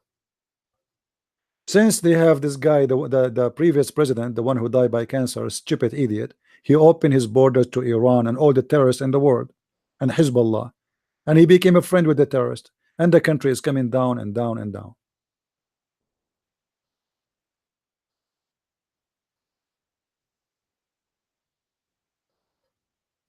Anyway, we went away from our topic today, which is about the creation of the black man. So I hope today we will, people, they learn something good. And feel free, please, you can cut my video about where you think is the most important topic is, speaking about this topic, and repost it again in your YouTube. Feel free to cut the part which you think it's important to reload in your YouTube if you have a channel. And really, I appreciate those people. There's many people here. They are copying my videos and reloading them again all over. And I appreciate those people. And even they are getting more review more than me, which is really amazing. And I'm happy for them. And as I said, I don't care really if the video in my channel get 10,000 and your video, your channel get 100,000. At the end of the day, what we care for is the message to be delivered, not my channel. And there's nothing is called my channel. This is your channel. I never thought about my work as it's work done for my benefit, because this is not what it is. And this is why always I ask people, almost I beg them, please download my videos and post them in your channels. And I know that will take a lot of people from subscribing to me. And people will be confused, even where is the guy who's talking, where we can find him. That is not really the purpose of my work. We want people to be educated. But if you don't mind, when you download my videos and you post them again, if you don't mind, just post a link, says if you want to go and see him live, so we can get more people to see us live. Put a link for my channel, the one which is active at the moment, where we are doing live broadcast. Do we have any Muslim would like to call before we leave?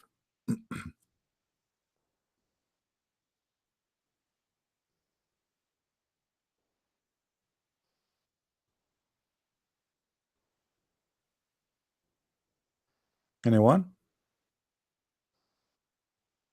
Look like we are out of them.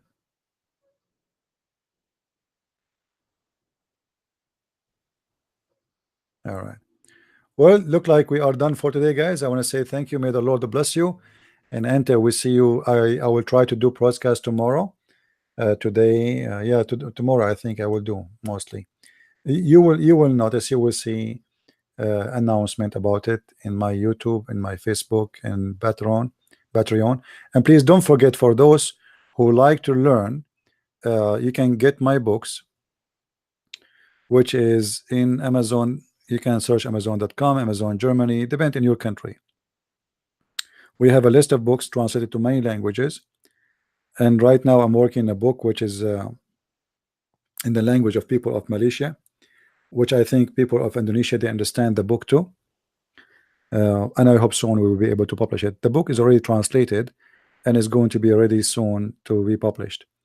But it's taking some time because I'm busy with many things. But I hope soon I will be able to finish preparing the file for publishing. So I want to say thank you guys for being here. May the Lord bless you. And Ante, we'll see you soon again. Christ is Lord, Islam is false. And see you soon. I mean to that.